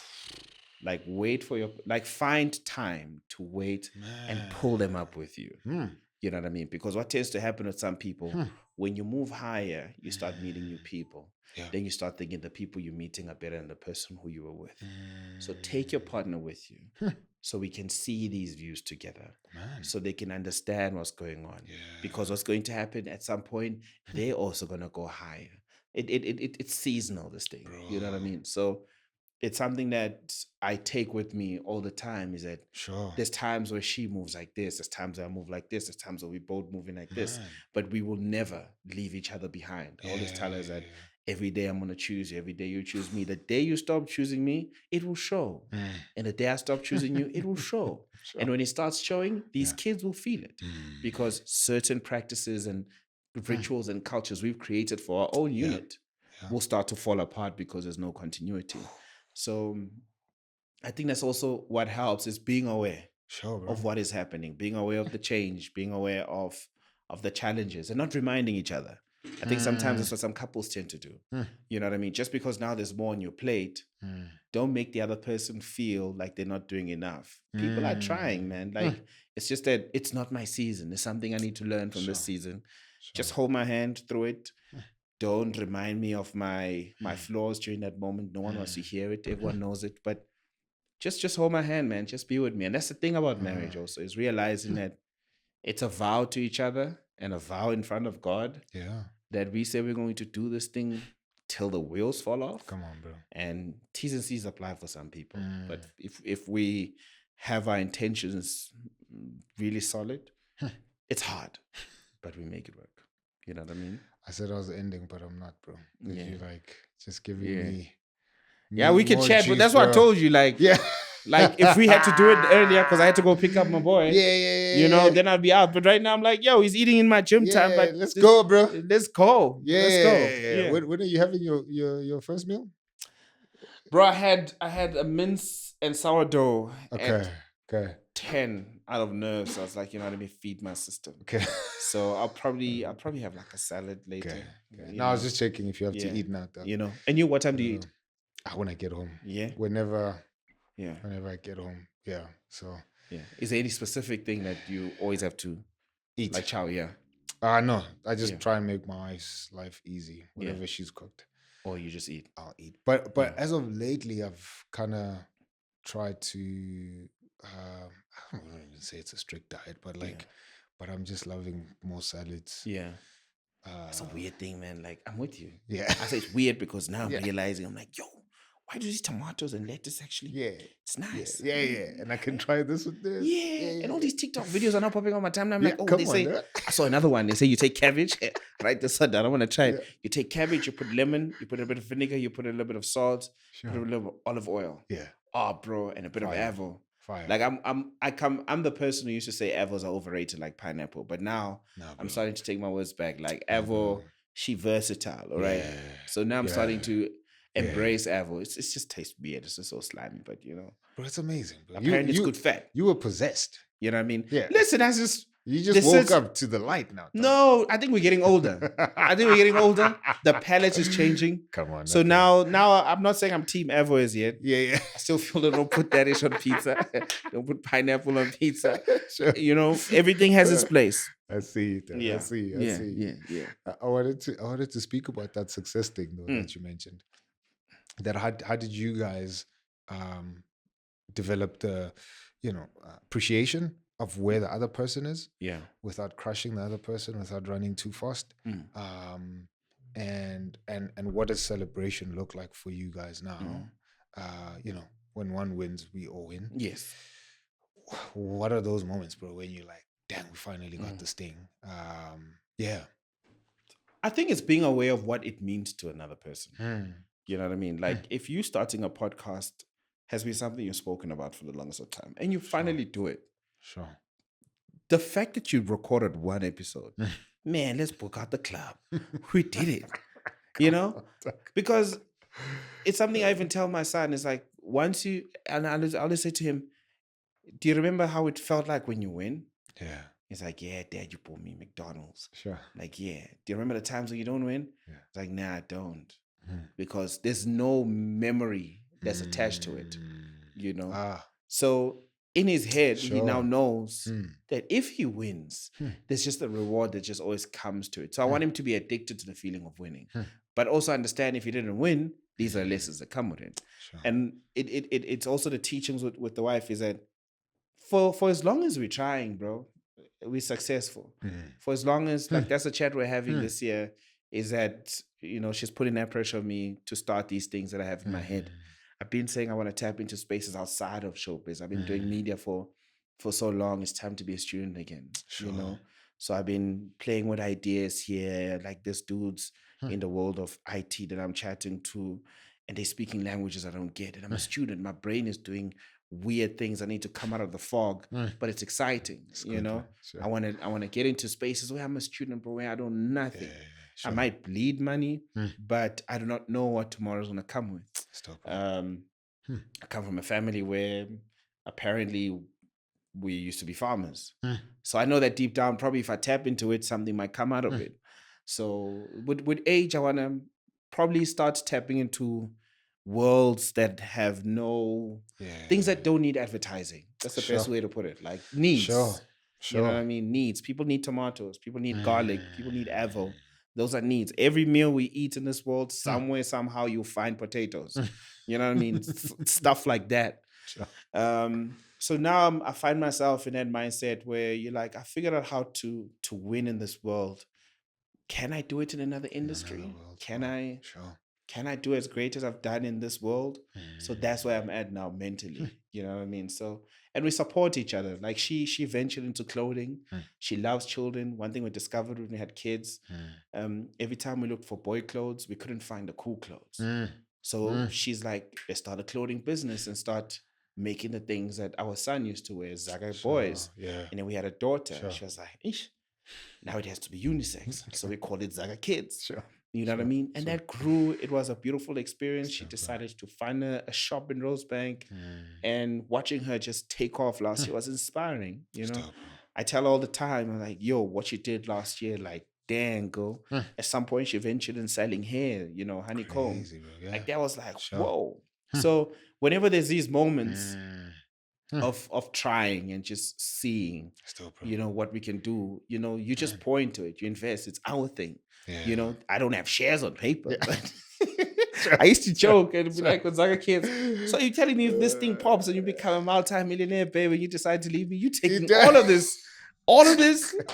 She's like, yeah. I'm like, bro, I was a silent shareholder, not on paper, but you could have given the boy something. That's crazy, and we laugh about it, but you know, it's one of those things where we just support each other, man.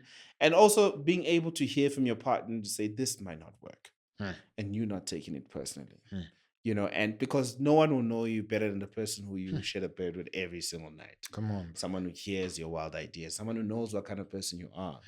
Sometimes they see things you don't see of yourself. So when they say, I think this might not be the one, you don't want to hear it, but it's coming from a certain place, especially if they table reasons why they feel like this might not be something for you.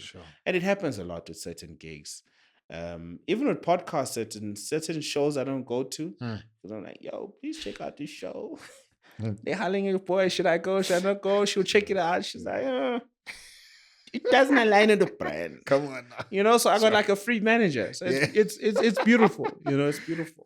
Shout out to her for letting you come here, though. Yeah, no. She the first time she saw the one we did that side. Yeah. You know, she's like, oh no, this guy's nice. You know? This Sure. guy's nice. So That's when I dope. told her I'm doing this one, she's like, okay, cool. It's dope. Yeah. So it's beautiful. It's beautiful. Mrs. Lindy. Yeah. Thank you. Thank you. Yeah. Nah, that's dope, bro. It's dope, man. Bro, appreciate this. Yeah. This is the first of many. Yes. You Let's should do more. You should definitely I don't know. I was come expecting back, some. bro. I don't know what I was expecting, but it went better than what I thought it would go. What do you think was I going to have no happen, idea. bro? I have no idea. I honestly have no idea. But yeah, it's great. It's a great feeling. Still. You know what I mean? I'm not gonna be sitting in a car like, I shouldn't have. Sure. Oh, man, I hope he cuts that out. Sure. Because now you wait for the promo. Yeah. Now the promo comes out, you're like, yo. Yes. You start sending texts to the wife. Babe, listen, no. What I was trying the to say. The thing was. Yeah. But this is nice. You know, No, this is it, also bro. what I appreciate about this platform. There's so many dudes out there who honestly do not know what is expected out of them because we do not know who to ask, right? And even outside of dudes, I think there's women sometimes who get lost where you lose inspiration in your marriage or even in your relationship. And you honestly have no idea what's top of our minds as men. Yep. So this kind of gives you seeds to explore. See, maybe if I water this in my relationship, you know, that's good, bro. I could win it back or I could save my marriage. Yeah. And also for me, it's just, you know, having a chat to someone who's been doing this longer than me, you know, and just, I think also as Amachi, the more we create places and platforms like this, and we had this chat, the more we'll be able to fight these mental wars because we have lots and lots of dudes, you know, opting to take their own lives because the silence makes the noise louder and they feel like there's no one else to chat to. And then it's at this point we might as well call it a pandemic. The amount of men we're losing to suicide and silent stress, it's tough. You know what I mean? Some of us are not able to deal with month end. You know, they decide to I can't do this anymore. You know, where even thinking of your children does not save you. It gives you more reason to just like listen. You know, let the payouts come out, and the wife will make ends meet. It's tough. I think it's tough being a man, but the more we create such platforms for conversation, bro. Because people get lost, man. Some men are married, but they don't know anymore what they need to do in their marriages. Now, but you didn't know how to do the first one. The first one, bro. Now you want to bring another one. Yeah. You know, everyone's telling you, but you know, why you want the second one? It's not for family. It's not for growth. It's just because you can. Yeah. Because you didn't know how to water your initial marriage. So I just think that alone, even for the younger boys, man, like, I don't want us to find ourselves in situations like you go to most Ekasi. There's so many dudes being raised by single moms. Yep. You know what I mean? So if they have these platforms they can tap into in the internet and they kind of like see how some other gents will come from where they come from, Ekasi, to see us sit here, you know what I mean? And have these conversations. We also didn't have fathers, you know, when we needed them. So there's a kid out there who's like, yo, dog, my dad left me when I was 12. Here you are at 15. You know, you got 3 kids, you got a beautiful wife, an amazing podcast. Bro, that's inspiring, bro. You got some fire kicks. You know what I mean? I chatting to all these people, bro. Like, still, bro. And that's the thing, man. Like, I can talk so much about this, and maybe it's because of radio and these boys that hit us up in a DM, and when they tell you what they go through, it's like it reminds you that they need more of us. They need more of us. Black men who come from where they come from and where they are right now, just to give them that vision. Still, bro. That we can do it. Shout out, man. It's beautiful. On that, I want to shout out Kagiso. Kagiso watches this pod every morning. He shares your video. Oh, the alignments. Every morning, bro. Shout out to Kagiso. Yeah, every morning, bro. You're the first dude that I've seen who wears the label of a role model proudly. And that's scary. It is hella scary, but there's a grace in which you have taken that on. Because a lot of dudes would say, okay, I have a platform, people see me, I have some influence. But man, like I don't want to, I don't want to be looked at. I don't want to, for whatever reasons, and that's fine, and we should let people have their own justifications. But you seemingly just wear it, you were very vocal when you had a kid. Yeah. And that's the language that you were using. Yeah.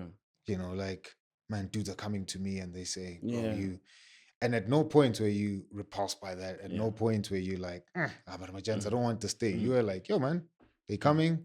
I'm doing this thing. I've done it for my own reasons. I went through my own thinking, introspection. I've done, but yeah, sure. Like I'll wear the thing, I think even with your marriage, bro, there's a quietness that you wear your ring with that dudes outside are like, sure, if that's what marriage is, man, yeah, sure. I'm gonna try it though, Why? Because it is hard, bro. I think it goes back to doing things that you're proud to do. There's nothing that I do right now that will embarrass me if it came out in the light. Sure. Hence, I even talk about it on the radio. Sometimes listeners or my besties will say, hey, you remember when you spoke about 1, 2, 3? I'm like, I shared that on the radio. Man, I shared too much. But that's what connects me to the other person. And I always say, sure, if you can't share your own troubles, how is the person on the other side of the radio going to trust you with their own troubles? Yeah. Right? So that's why I've always, my wife sometimes hates it, I share a lot.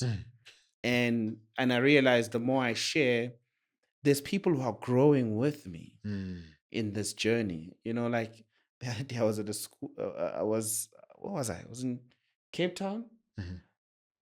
This lady's like, yo, I've been listening to you since I was in grade 5. No way, dog. I was like, whoa.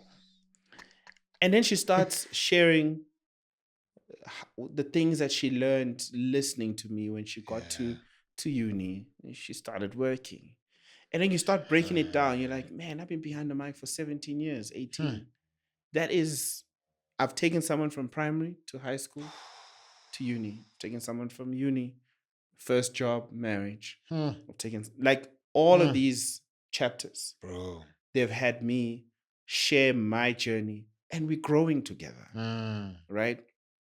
So when someone says you're a role model, it kind of puts you in a position like, as I figure out this life thing, I hope when moments of me not doing role modelly things, whatever it may be, you don't judge me.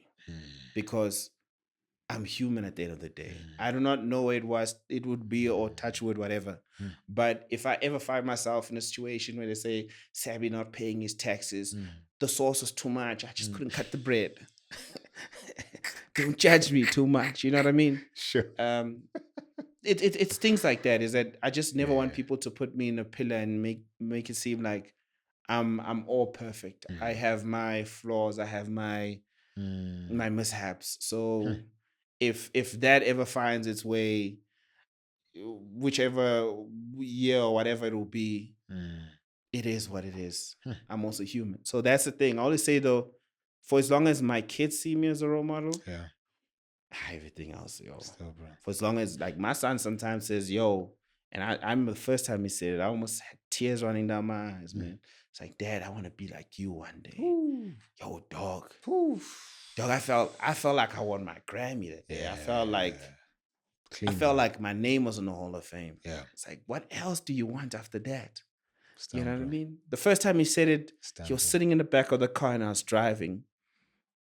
And I bought him KFC that day and McDonald's, I think, the next day. Because I was proud of myself to know that I've got to a point where he sees me like that. Sure. And now when he says it, I'm always telling him, I want you to be better than me. I want you to be so great that when you look back at what I did, it's nothing. I want you to take this thing to the next level. And now we're at a point where when he chats, like, but Dad, how? I'm like, you'll see. You'll see one day. One day, and now that's become a thing where when I try to teach him something and he doesn't understand, I'm like, one day it will. You know what I mean? Because weird enough, I remember when I was 7, every time my dad will put me on his lap and he'll say something to me, it's like, one thing's will happen for them. One thing's will happen for them. So I don't know, man, because my son is also like 9 now. Hey, bro. When I'm saying similar things now, like as I said that, it just hit me. I'm like, now I'm saying the things my dad used to say to me. I'm like to him, one day it'll make sense to you. Because right now, if I explain it, it might not sink. But one day you'll find yourself in a situation where you reflect on what I told you.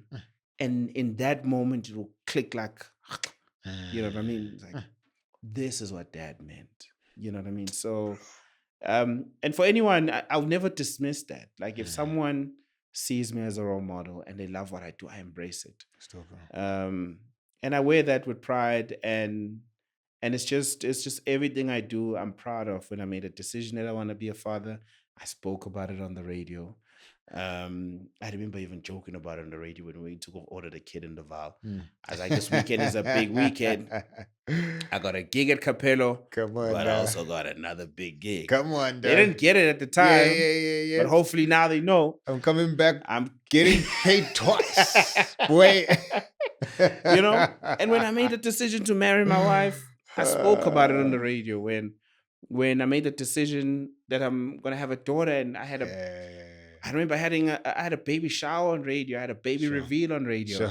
And it's so crazy. The more you do these things, there's so many dudes who find power in those moments. I think as dudes, man, we need to do more of that. Have more guys like you start platforms like this. Because there's young homies out there. I had a dude stop me in Santon. Dog, I was walking about to pass Christian Dior. This dude stops me. He's like, boy, I know you're probably rushing your own thing. My girl pregnant. What should I do? Like, dog, if he's watching this video, he'll probably comment and tell his story.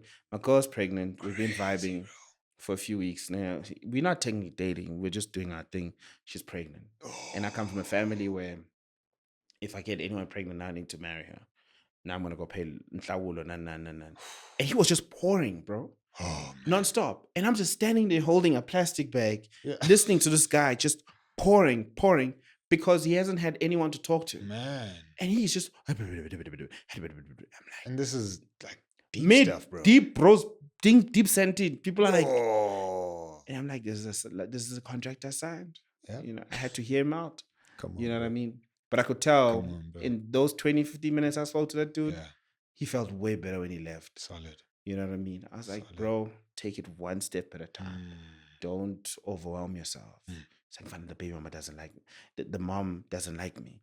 Like, take it one step at a time. Go to that house. Cook in Nhlawulo. Let them know that she's not alone. Just show up. The only way you'll gain the trust is by just showing up. And we have to be those big brothers. We have to be big brothers to our older brothers. Bro, that's the crazy thing. Say that, dog. But here we are, man. Say that, dog. Here we are, bro. Next week is your wife's birthday. This Saturday. Yeah. Game broke this Saturday. Yeah. Does she know? I mean, this will, by the time this comes out, it will pass. So what are you getting at? So, lucky for me this weekend, her grandmother booked a long time ago. So the grandmother always had a dream of her, both of them going to Gold Reef. So they didn't go Reef together. Yeah. So right now I'm trying to find a room in Gold Reef so they can just stay in Gold Reef and not having to commute. So they can do Gold Reef and go back to the hotel and chill. Yeah. But it's hard getting a room in Gold Reef. They're all booked out. I know someone. Please. On the real. Please put me on the real. So that's what's happening. The following weekend, she says one of her colleagues is getting married. Yeah. So God is kind of like giving me a allowance to stretch it. Okay. So I'll definitely, give gifts here and there. But I've created a culture of experiences on her birthday. Yeah. Either we travel, either we go somewhere, or we do something. She's turning the big 35 this year. I remember how I felt when I turned 35. So yeah, I don't want to reveal too much now. Yeah. Also, I'm getting to an age where I don't post much about what I do for her. Sure. It's maybe also with time and age you realize Jack Hollister did so well. Some things are for me. Hundreds, bro. Yeah, they don't need to know the Hundreds. color of my bedroom. They Yep. don't need to know the color of what or things that really make me happy. Yeah. And when he said that, it kind of hit me. I was like, I get you, bro. Mm. Once they know everything that makes you happy and how the things that make you happy look like, Mm. you never know who might try and take it away Or from poke you. it, And bro. maybe it's paranoia or whatever, but you realize that some things are for me. No, hundreds, bro. Yeah, some things are for me. Yeah, hundreds, brother. Mm. Man, appreciate this, bro. Yeah. Thank you so much, dog. Thank you, man. Appreciate you. Yeah. Thanks for yeah, the invitation. No. Hopefully we'll come back and the twins are like Gotta, bro. grown and Bro, I need babysitters, bro. yeah. Yo, I need. I'm not the guy. I know a few people who can take care of him. I'm not the guy. Listen, bro. I can't wait for my daughter to You're a family outgrow of this phase. 4. Bro. So surely you can handle just for a couple of hours, bro. I'm going through a preteen and a crazy twos, man. That's too much. One moment I gotta deal with a boy who can't find his balls because it's cold, and I gotta deal with a girl who wants to ride on the wall, man. You know what I mean? Crazy. Dad, where are my balls? Like, boy, it's cold. They disappear. You're gonna learn. You know, you're gonna learn. You know what I mean? Yeah, at least you have some. It's like, Dad, I wake up in the morning and it's just like, okay, don't worry. It functions, my boy. It's like go pee in the morning and you'd be surprised. It goes down. back. It's real chats now, bro. It's real. I'm like, now I'm like, my wife was like, you might have to start talking to him about the wet dreams. I'm like, wait. Wait. Let's turn 10 first, 11 or 12. Bro. But he will have that granny dream. Not now, though. Not now, though. This stuff never ends, bro. It doesn't I'm end, like, bro. It starts with the poop. And you're like, no, you potty train, they'll be fine. And then they potty train, but she's calm. Yes. Come on, man. Like, wipe properly. Yes. Right? And then now we're going to have, I'm like, get away, bro. Like she was telling me, like, with my daughter, get ready. Yeah. Period starts as early as 9. I'm like, whoa. Get away, can I enjoy bro. my daughter? She's 2. Can I spend time with my daughter right now? Deal with her writing on the wall? Like, that's so cute. Yeah. Whoa, like, I'm not gonna be having 2 care packs now. Wait. Like, and then you start research. You know, when someone tells you something, then it's still in your brain, like, combination. Yeah. She's right. Yeah. Like, yo.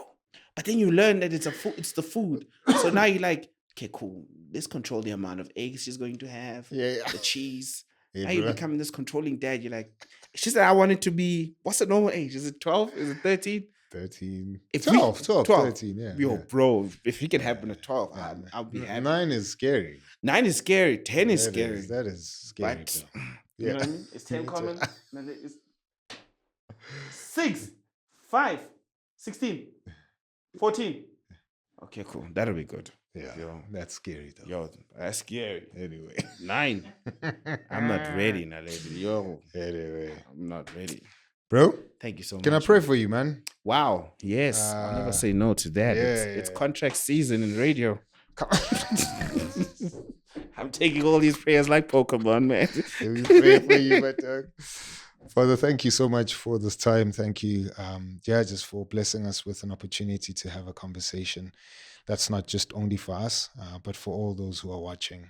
We do pray, Father, and thanksgiving just for words, for encouragement, for how we can speak into each other's lives, and even go as deep, far back as our histories, Lord, and be able to speak to wounds, speak to scarring, speak to areas that need healing. We thank you, Holy Spirit, that you've been with us. Do pray for Sabelo, pray for his family, pray that you would keep your hand over them. Protect them as you have, and continue just loving them and showering them with all your blessings.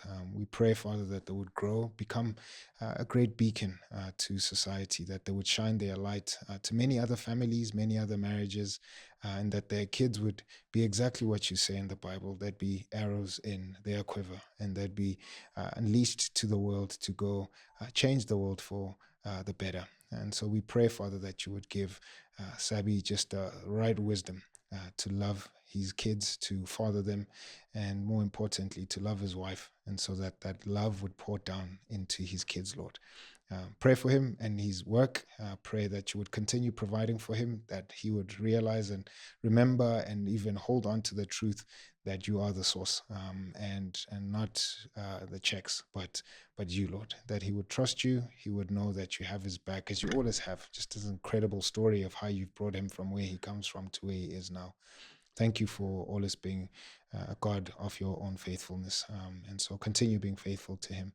And we just pray, Father, in thanksgiving for all of these things. In your wonderful name we pray, Jesus. Amen. Amen. Amen. Can I pray Amen. for you too? Yeah, thanks, bro. Come on, dog.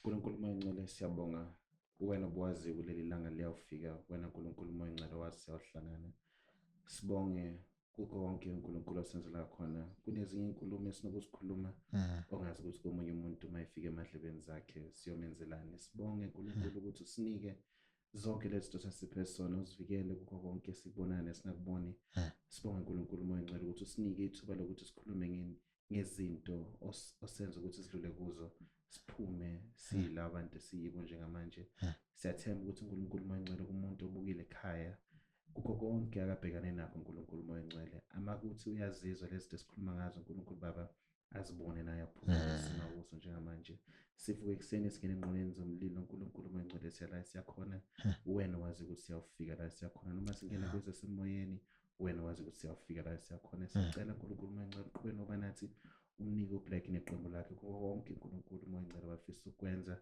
le channel abanayo uNkulunkulu moyingcele uyikhulise ubanika amandla noqozo ukuthi baqhubeke noma kunzima uNkulunkulu moyingcele noma bavuma ukuthi bazoza baphinde bangezi ukuthi zonke lezi zinto uNkulunkulu moyingcele ezingakubuyisela emuva bazi ukuthi uNkulunkulu wena ohlelile ngezinye izinto isihlela ngendlela zakho thina ngeke sikwazi ukuzibona ngendlela yethu mazenzakala kodwa khona into efanele siyithathe konke uNkulunkulu moyingcele ozama ukusifundisa khona qhubeka noba nathi usize useke emshadweni yethu nakuNkulunkulu moyingcele esikwenzayo umsekele nanoBlack iningane zakhe uNkulunkulu moyingcele abantu ababili abazawufika kulo mhlaba wena umkhethile nonkosikazi wakhe ukuthi babazali balezi ingane nginhlanhla isibusiso esiphuma kuwe uNkulunkulu moyingcele akekho umunye siyabuye simcela ngaphandle kwakho wena ubona la singaboni khona wena waziye singakwazi uNkulunkulu esazokwazi wena uyositshela ukuthi ngesikhathi ukuthi sikwazi qhubeka nokuba nathi uNkulunkulu moyingcele akekho umunye siyambonga ngaphandle kwakho uqhubeke nokusiseka